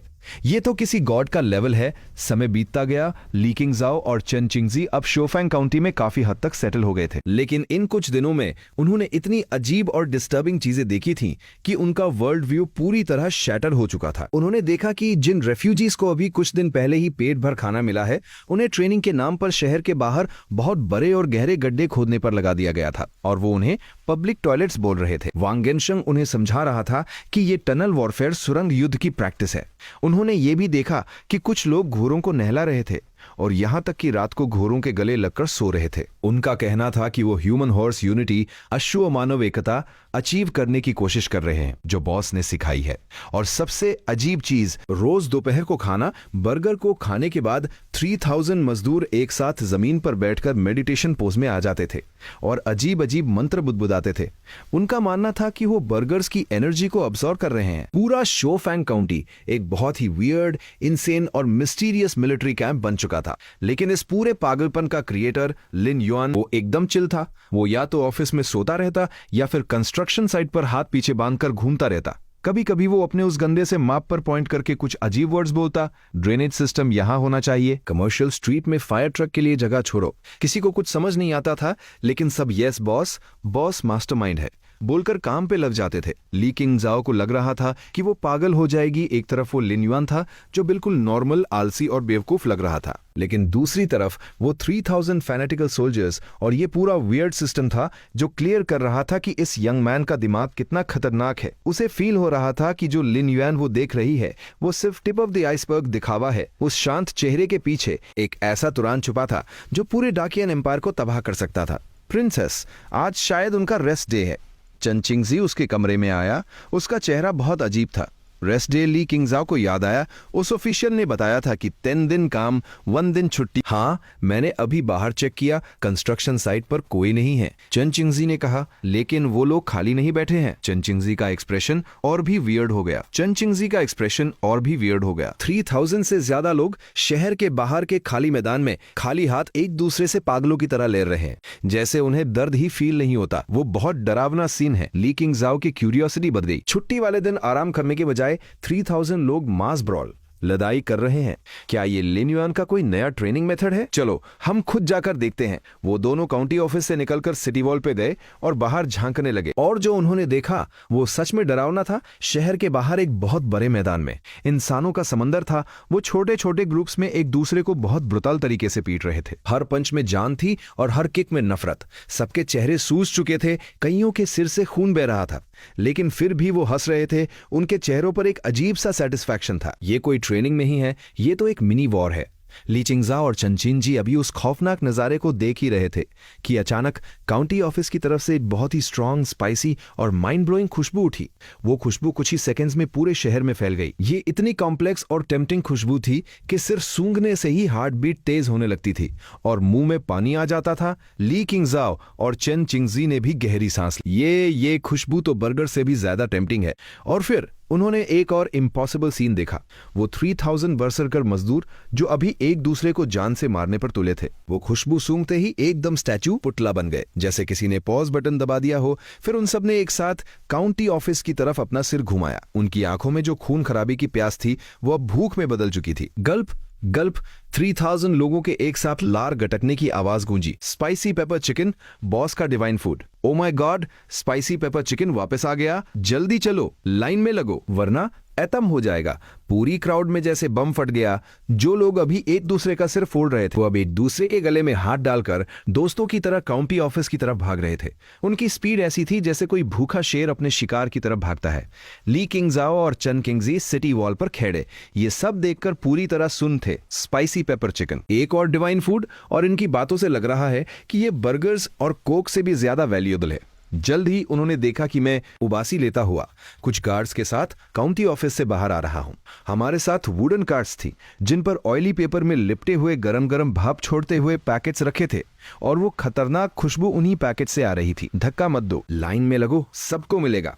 मैं पूरी ताकत से चिल्ला रहा था, लेकिन अंदर से मैं रो रहा था। यार, इस स्पाइसी पेपर चिकन का साइड इफेक्ट बहुत खतरनाक है। पिछली बार इन्होंने पूरा ट्रेनिंग ग्राउंड तबाह कर दिया था। इस बार मुझे पोर्शन कंट्रोल करना ही डरेगा। हर इंसान को सिर्फ हाफ नहीं, अनथर्ड चिकन ही मिलेगा। लेकिन मेरी वो वार्निंग उन लालची और भूखे भेड़ियों के सामने किसी काम की नहीं थी। वॉन्ग गेनशिंग सबसे पहले मेरे पास पहुंचा। उस पेपर पैकेट को देखकर वो रोने लगा। बॉस, आप कितने महान हैं। हम इस लायक कहां थे कि हमें फिर से ये ब्रेक थ्रू गॉड पिल, बॉटलनेक तोड़ने वाली जादुई दवा मिले। उसने मेरे हाथ से एक पैकेट झपटा, पेपर फाड़ा और एक बहुत ही ऑयली और शाइनी चिकन लेग सीधा अपने मुंह में डाल लिया। हिस, वो फेमिलियर बिजली की तरह झटके देने वाली स्पाइसीनेस और आग जैसी जलन उसके मुंह में एक्सप्लोड हो गई।